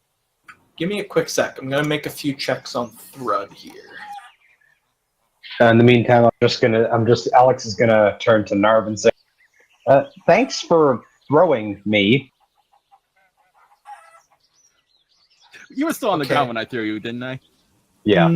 Yeah. So, sorry, I just want to explain those rules Go really ahead. quick. So with Thrud, he goes back to each of the cubs that were around. With the first one in the tent, he manages to get a half decent pelt out of. The second one, that would have been in between Grom and Ivan. He gets a really good pelt out of it. I But want to point out that I have its head. yeah. Well, he got the body.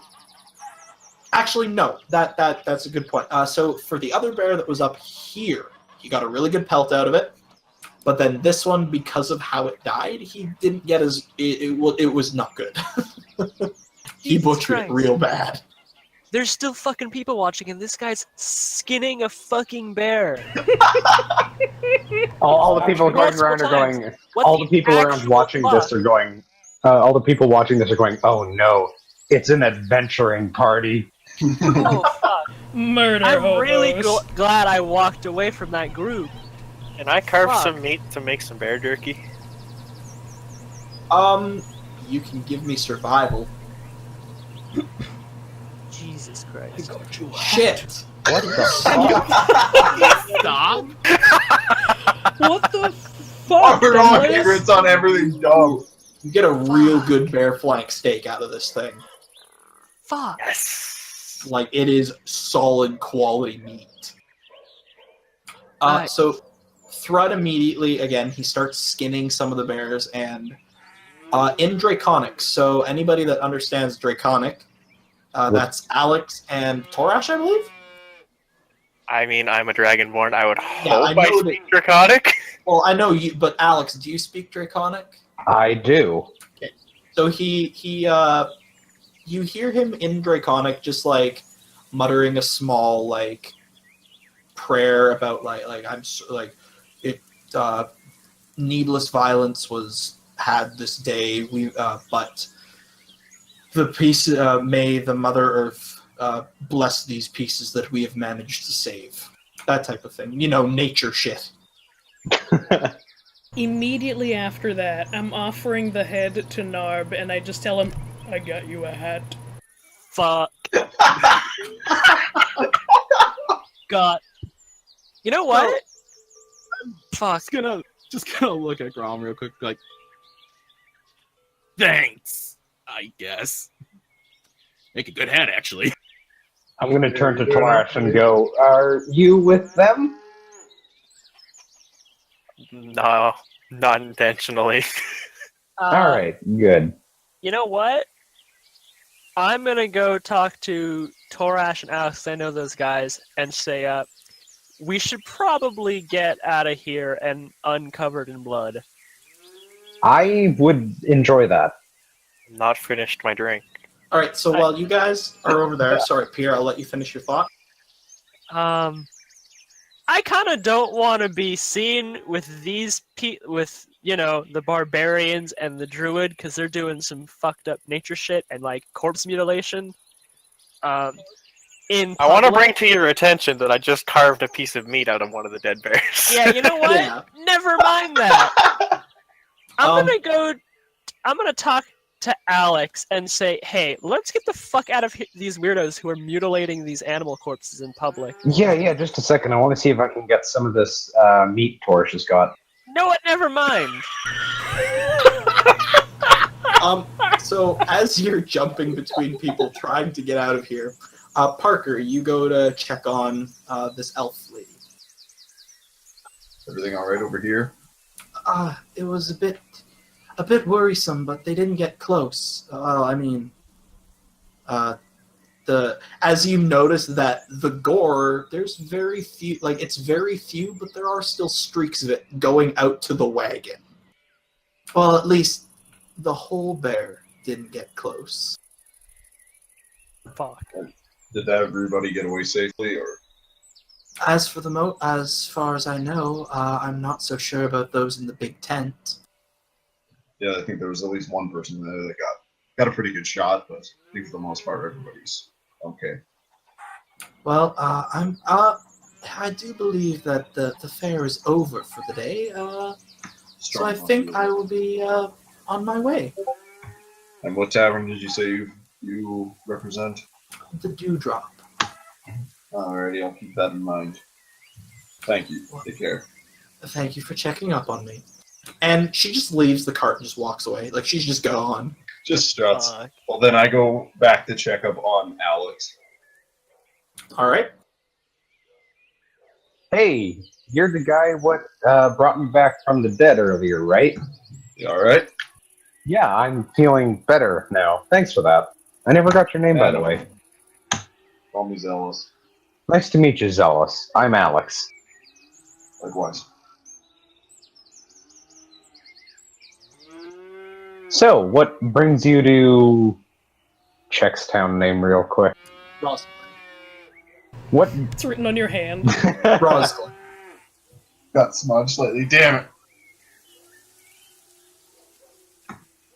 Nothing in particular. Just a traveler, I guess.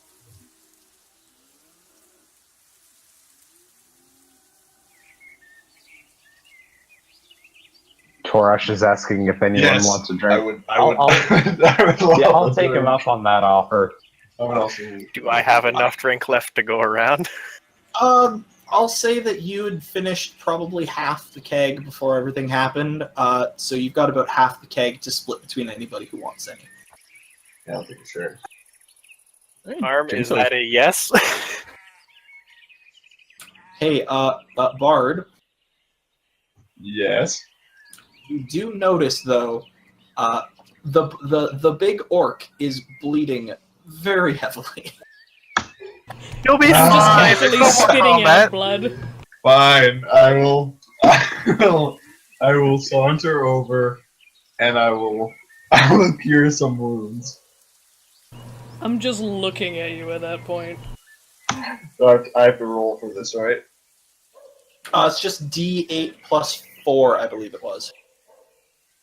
Yeah, plus charisma.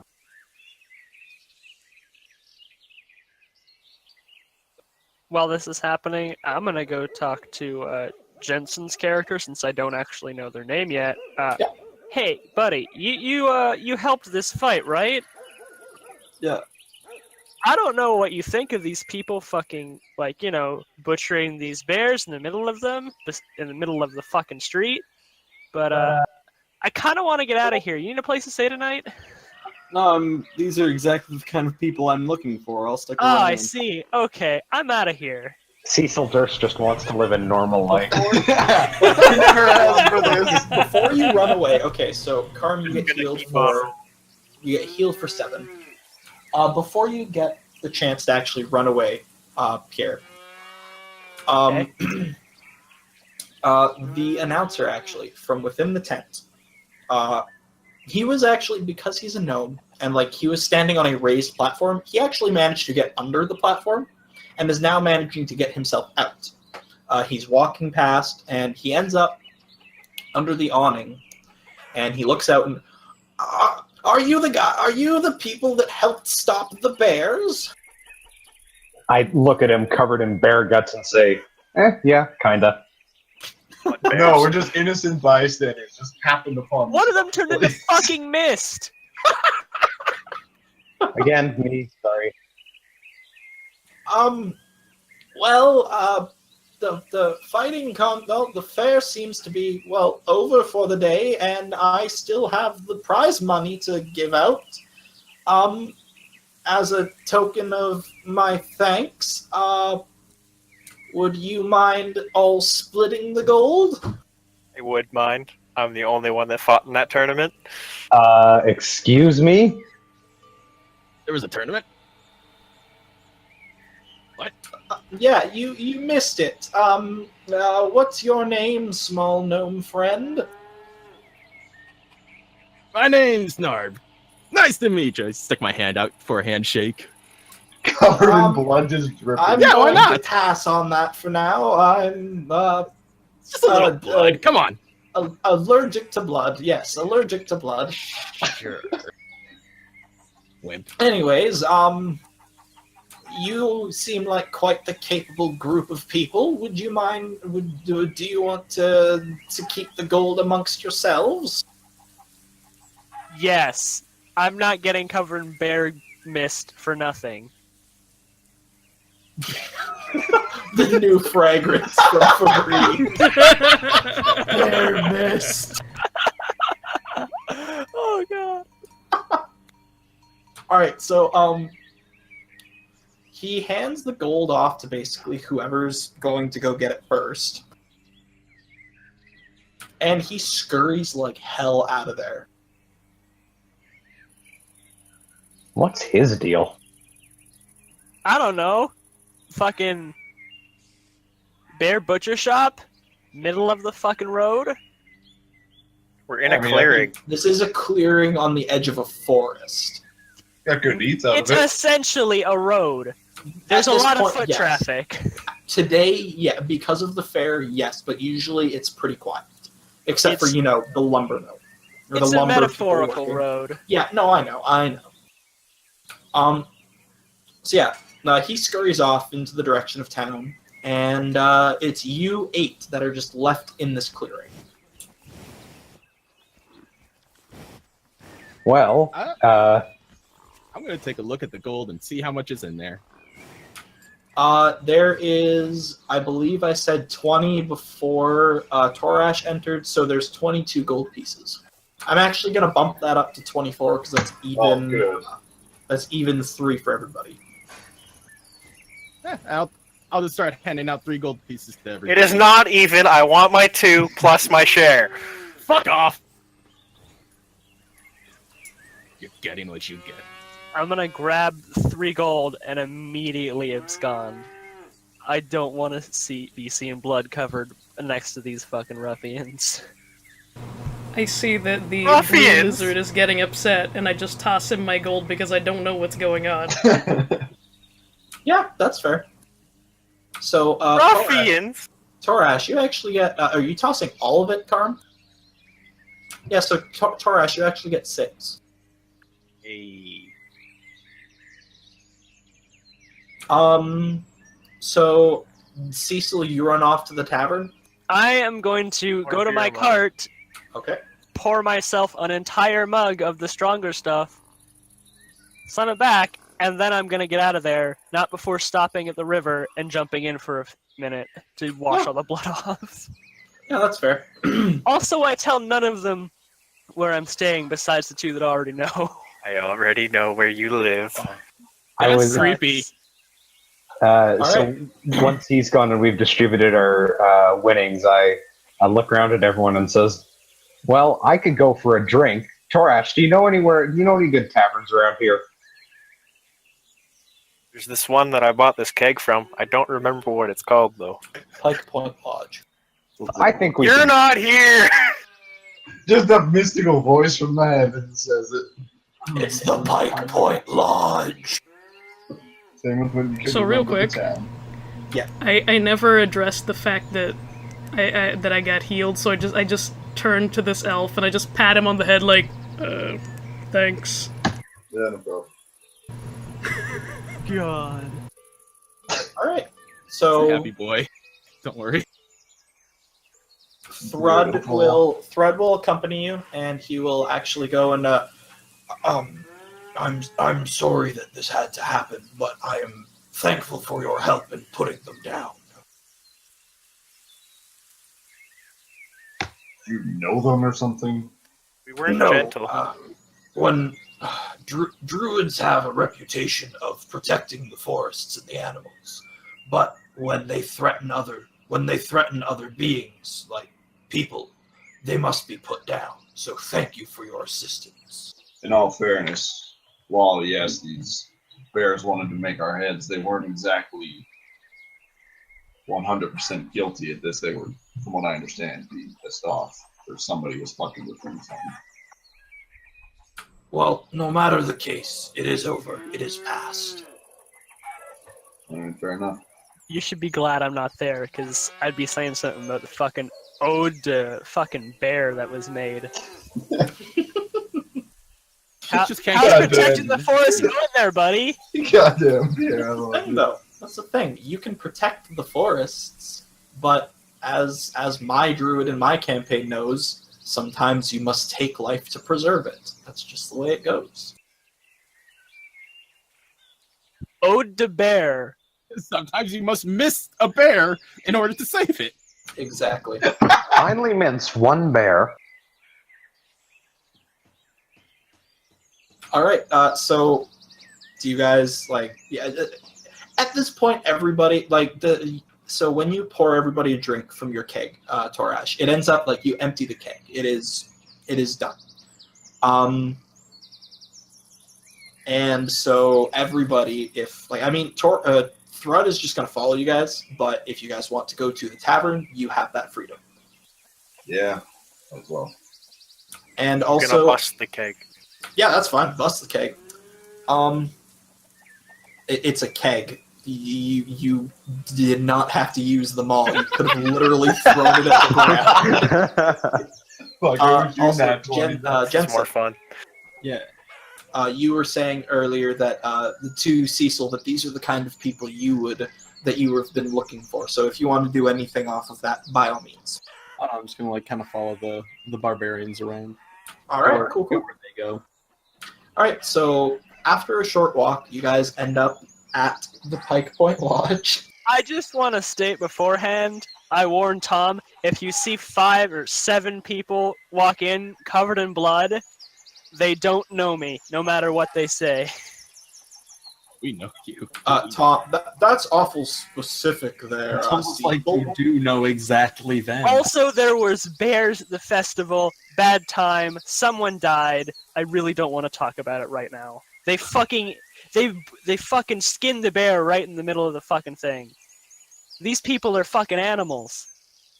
Well, you don't want to let No, it we go killed to the waste. animals. I mean, 2 of us He's, are he's dragons. he's a tavern owner. No. Oh, Tom, there's a difference between, taking the meat from a bear and doing it in the fucking spot you killed it. You're gonna move Um, a fucking bear? Tom what is you're gonna do? Tom is looking at you. He just kind of stops for a moment. Did they take all of the meat? I don't know. I didn't want to look. Oh, One of them turned into fucking mist. I was covered in bear mist before I came here. I jumped in the river, Tom. Fuck. I'm glad you did that. That would have been quite. Wouldn't have been nice to serve customers like that. I think I've got a knuckle in my fucking boot. I'm going to What? bed. You can't. It's still the middle of the day, and we I need don't some give a to wait shit, tables. Tom. I just killed a fucking bear. Go tell that to the dead guy down at the festival. Day's over, man. I'm going to bed. So, as you're talking to Tom and everything, you do end up he does end up leaving, and you start to head towards the back or wherever you're sleeping. You're staying in the lodge, correct? Yes. Okay, so you end up going into the lodge, into where your room is, and you hear Tom as he opens the door.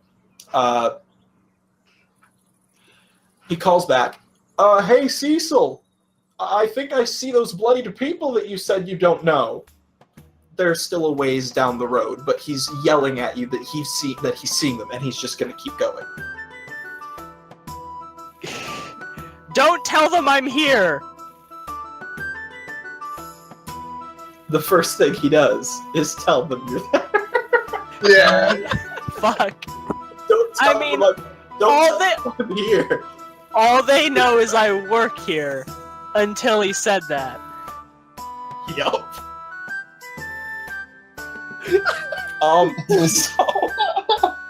You know what? How much Did you meat guys- did I take? You got a good-sized chunk out of the bear. And actually, as Tom is walking towards you, he stops you guys and like, "Hey, were you the ones that stopped the bears at the fair?" Yeah. Yes, No, it just does. fishermen. Shut up! Well, thanks for your help. I did hear from Cecil that somebody ended up dying. That's his name, Cecil? Are you a spindly guy, Pierre? He'd be... I don't know. Think of me. Just say me. That doesn't help! Average height, average build, dirty blonde hair, was probably trying to attack from behind. Yeah, kinda, yeah, that kind of look. Kinda Bit skittish, squeamish. averse to, I gesture to myself, bear juices. Well, Pure blood. He likes going from behind. That's my territory. Oh, fuck he did me. mention that he had cleaned himself up. Well, anyways, I want to thank you for what you did today, and he was saying you were harvesting some of the bears. By the way, I'm still carrying that bear head that I got. Yeah, no, he's eyeing it, and he looks. He's. Yeah, I got this. You're just really sitting on my nice shoulder big holding piece that of- bear head like a toy. I show him the piece of meat that I cut out. Yeah. Did you take all of the meat? I don't know. Did I? No, you did not. You took a good-sized flank from one of the bears, but Can the I rest tell him that I did so I can go back and get more later? You can give me a deception check. Shit. Yeah, we're gonna. Okay. That's what you get for rolling all those 20s. Hey, it's fine. Oh, shit! So he's like, Motherfucker. so he sees the flank and he's like, he's thinking about it, he's like, why would they lie? But then he's like, that's one flank, and there were bears, plural. That's not all of the meat. But I did say one of them got misted. One of them did get missing, but still, there's enough that he's, you know what, I'll just go check for myself. And he passes by, and he's still eyeing the bear head, by the by.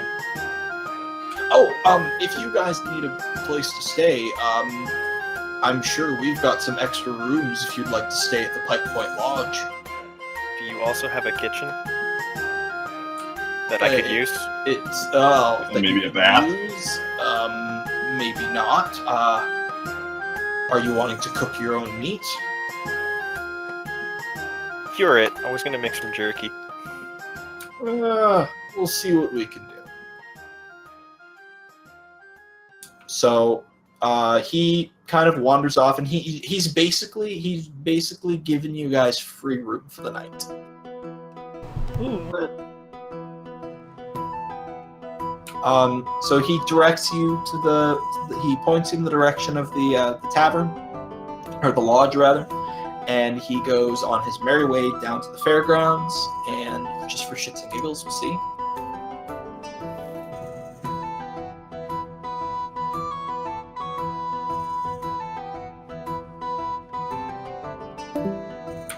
Bye, Aaron. Oh, somebody else dropped. Oh no, was it No, Aaron? that was Aaron. Yeah. So, he manages to get like an okay-sized flank, or two okay-sized flanks, but then one that's basically the size of yours.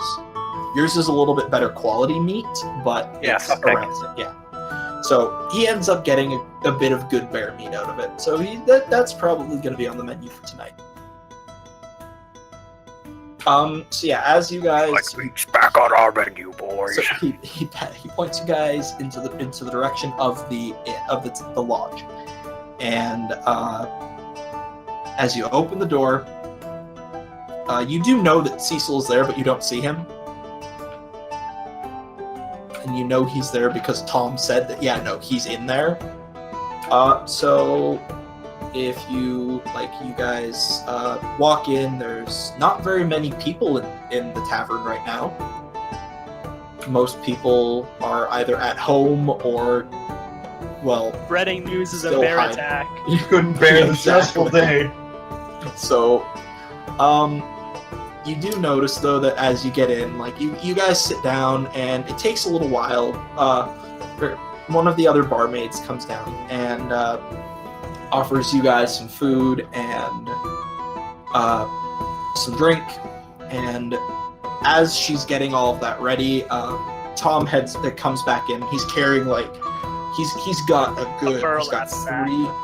he's got like a burlap sack of bear meat. Fucking It's just soaked kind of in dripping. blood. Oh yeah, it's dripping. It's dripping.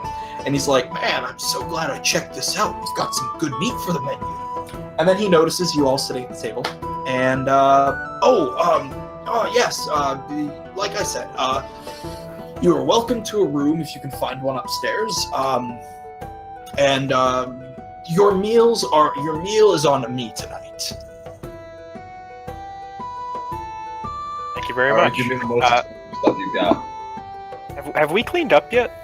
No. I was going to Or ask are we you. still sitting here I covered asked in him gore? I was Yeah. going to ask you if you wanted to stop by the river to wash off first. No, I do not. We are definitely still covered. Oh yeah, Anywhere else. 100% we are.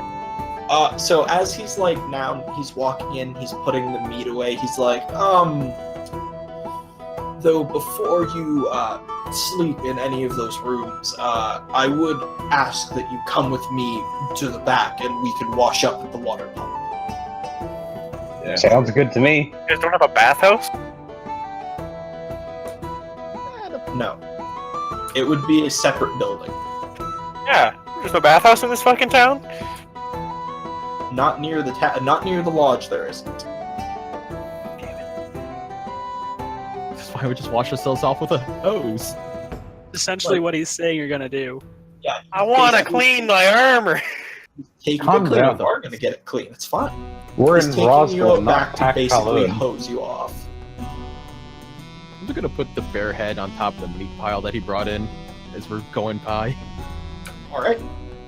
So yeah, he leads you out back, and there's just like one of those hand pump water pumps, and it takes a while. Like he's pumping it, filling buckets, splashing. You guys are doing as best you can to clean off, and it takes quite a while before you're finally cleaned up again. But you're cleaned up enough that, you know, you can appear presentable to, you know, strangers now. Question. Yes. If I was to peek my head around from wherever my rooms are, I'm gonna say there's a stairwell down to the main area. Yeah.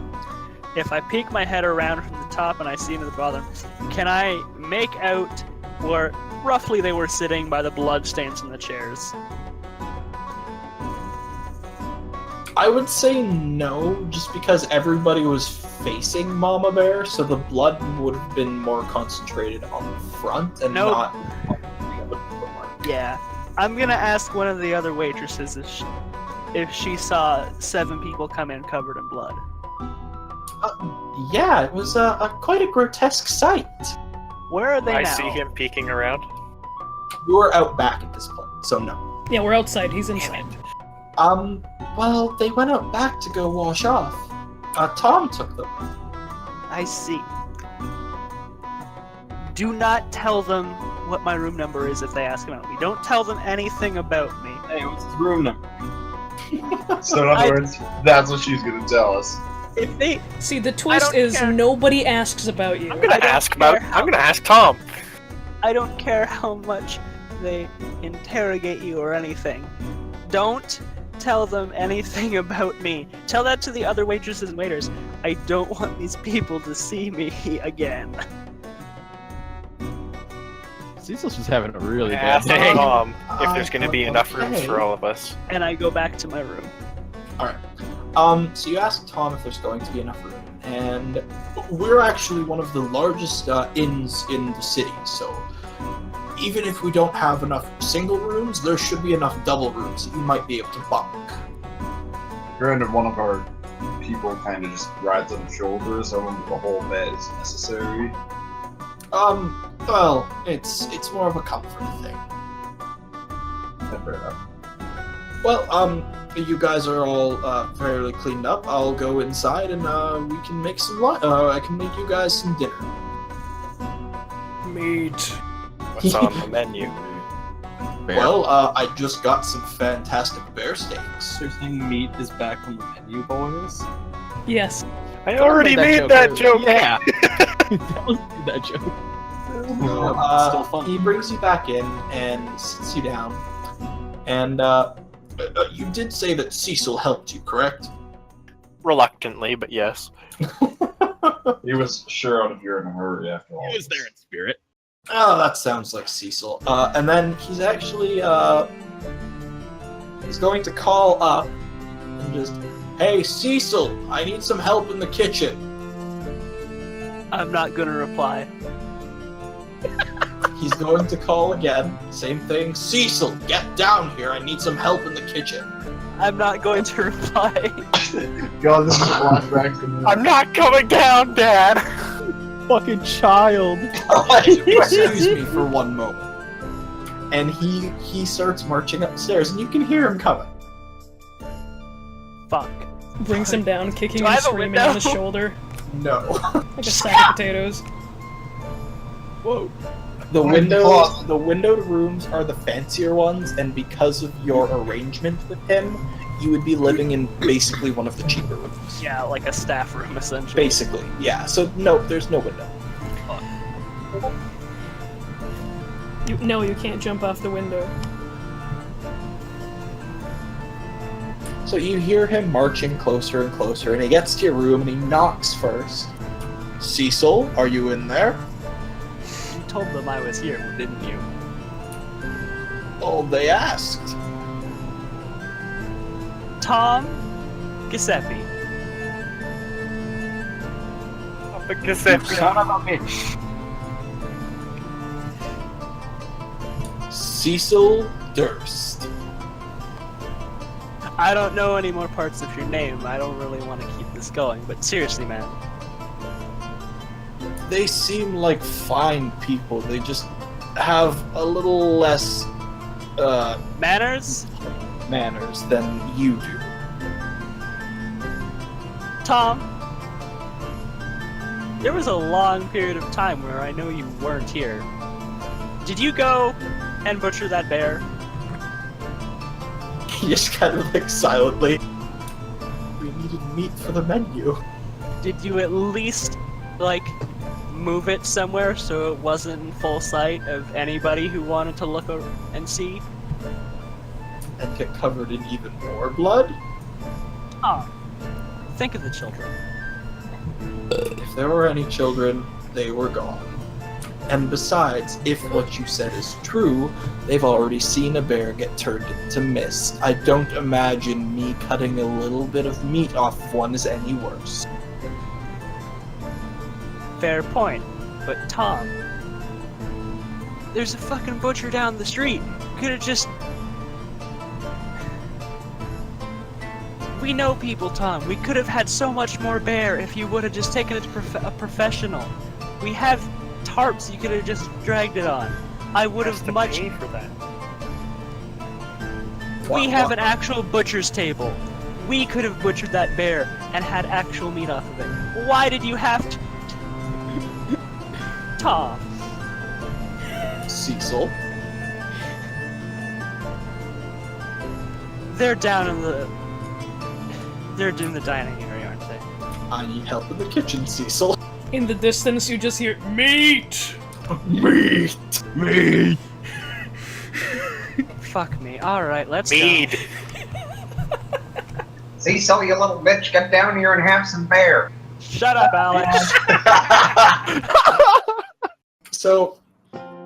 So Tom is walking. Tom comes back down the stairs. He's got kind of a nice, he's got like a smile on his face, like a knowing smile, just like, oh, this was a good, that kind of like, he's proud of himself for something.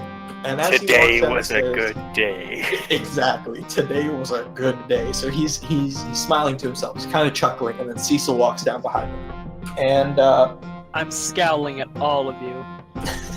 Hey Cecil, how you doing? I'm just gonna smile and wave. I'm not even looking at him. Yeah, I call out to him and say, hey. I'm not gonna say anything. I'm gonna walk into the kitchen and cook the food. all right. So a little bit later, the meat is cooked, and it's cooked well. Like, Tom knows what he's doing, and when Cecil's helping him in the kitchen, the food there is good. Like, it is fantastic. I know how to cook a fucking bear. You know how to cook. And so as Tom is making more of the getting more of the plates ready, hey Cecil, why don't you go deliver these out to our friends over there? You're doing this on purpose, aren't you? I have no idea what you're talking about, barmaid. Of course. I'm gonna take the food out, I Our guess. wench. So you bring one plate out, and it's enough for 4 plates. Like, you bring the tray out, it's got like 4 plates of some bear steak with steamed vegetables, and it's a really solid meal. Fuck, I'm hungry now. God damn it. And so As soon as you mentioned jerky, So, he goes, and then Cecil goes back. Tom calls him back and gives him the last tray, and it's got 4 more plates on it. Why don't you sit down and join them for a little bit, Cecil? I kinda don't want to. Remember, service with a smile. Oh, I'll serve you with Oh, this look. now. Alright. Oh my. Look, Cecil, I know we kind of got off on the wrong foot, what with you seeing us all covered in bear guts and all, but, I've been talking to these people, and we're not that bad. I'm tearing Yeah. into the meat with my hands. Yeah, no, basically the moment the plates hit, you just reached out, grabbed it, and just gone. okay, Cody, question. Is Pierre sitting beside me, or like, is he on like the other side of the table? You seemed like one of the more... Normal people. Yeah, so I'd Yeah, so he probably would've- be sitting somewhere between Zealous and Ivan. Yeah. So Okay, well, whether he's beside me or if I get up to do this, that's fine. But I immediately go put my arm around Cecil and go, "So, Cecil, buddy, tell me, what are the ladies like here? What are we dealing with?" I see. You were the guy playing that flute thing, weren't you? It's called Kareria, but yes, that was me. Kareria. I've been through every town south of the Scar, and I have never heard one of those before. Comes from a little northern area. Don't worry about it, no big deal. But what are we doing? What are the ladies like up here? Nice. Pretty all around. Tend to be pretty strong because of the logging. Nice. Alex coughs. Nice. Well, feel free to introduce him to your boy here. Thanks, buddy. Yeah, I'll get right on that. Alex coughs again. Yes, Alex. No, nothing. You need something to drink. As you say that, Tom comes out with a keg, and I assume you were the Dragonborn who bought a keg of this stuff earlier. I am indeed. Well, here's another one for the table, and he points at you specifically for the table. Okay. That was so good. However, and he puts the keg down. He takes like the 8 glasses, because he had the keg on over his shoulder and 8 glasses in one hand, because he's been doing this for years. He knows how to do this kind of a thing. So he sets the keg down, puts the mugs down, and however, if you want to buy a keg for yourself, I'm not gonna say no. Do you have any honeyed mead? Yeah. God damn it! Now I want honey. Yeah. No, I can go grab a keg of that. That'll run you another 5. That'll run you 5 silver though. Grab 2. Holy shit. So I can't wait to tell this story about how my party went broke because the one with all the money just spent it on alcohol all the time. It's only silver. Kegs of It's alcohol. only silver. Kegs of alcohol. And I just got done giving him 3 fucking gold. So he goes back, grabs 2 kegs of the honeyed stuff, and sets it down beside you. Holds his This hand one's out. to share. This one's mine. He holds his hand out. That'll be 1 gold. What? You just said it was 5 silver. Yeah, wasn't For it 5 each silver? keg. Yeah, there's 2. That's 10 Yeah, silver. That's a 1 gold. gold. No, there's Yeah, 100 silver for a it's gold. No, 10 to it's 1. 10. It's 100 copper per gold, 10 silver per gold. Okay. It's only Yeah, that's how silver. it is. Still only 1 gold. It's 1 gold. So that'll be 1 gold there, sir. I give him the gold. He pockets it and I think I'm gonna like having you around. And then he goes back into the kitchen, and you hear the noise of pots being washed. And just a happy tune being whistled from in the kitchen. Yeah, I could beat that whistle. And I do believe we shall call it there tonight. Yep. That sounds like a good place to call it. Oh, man. Session. Poor Fuck. innocent little Cecil. God damn it, Bad Pierre. day. Oh, that Cecil was is not great. having a fun time. I'm That was having a great time.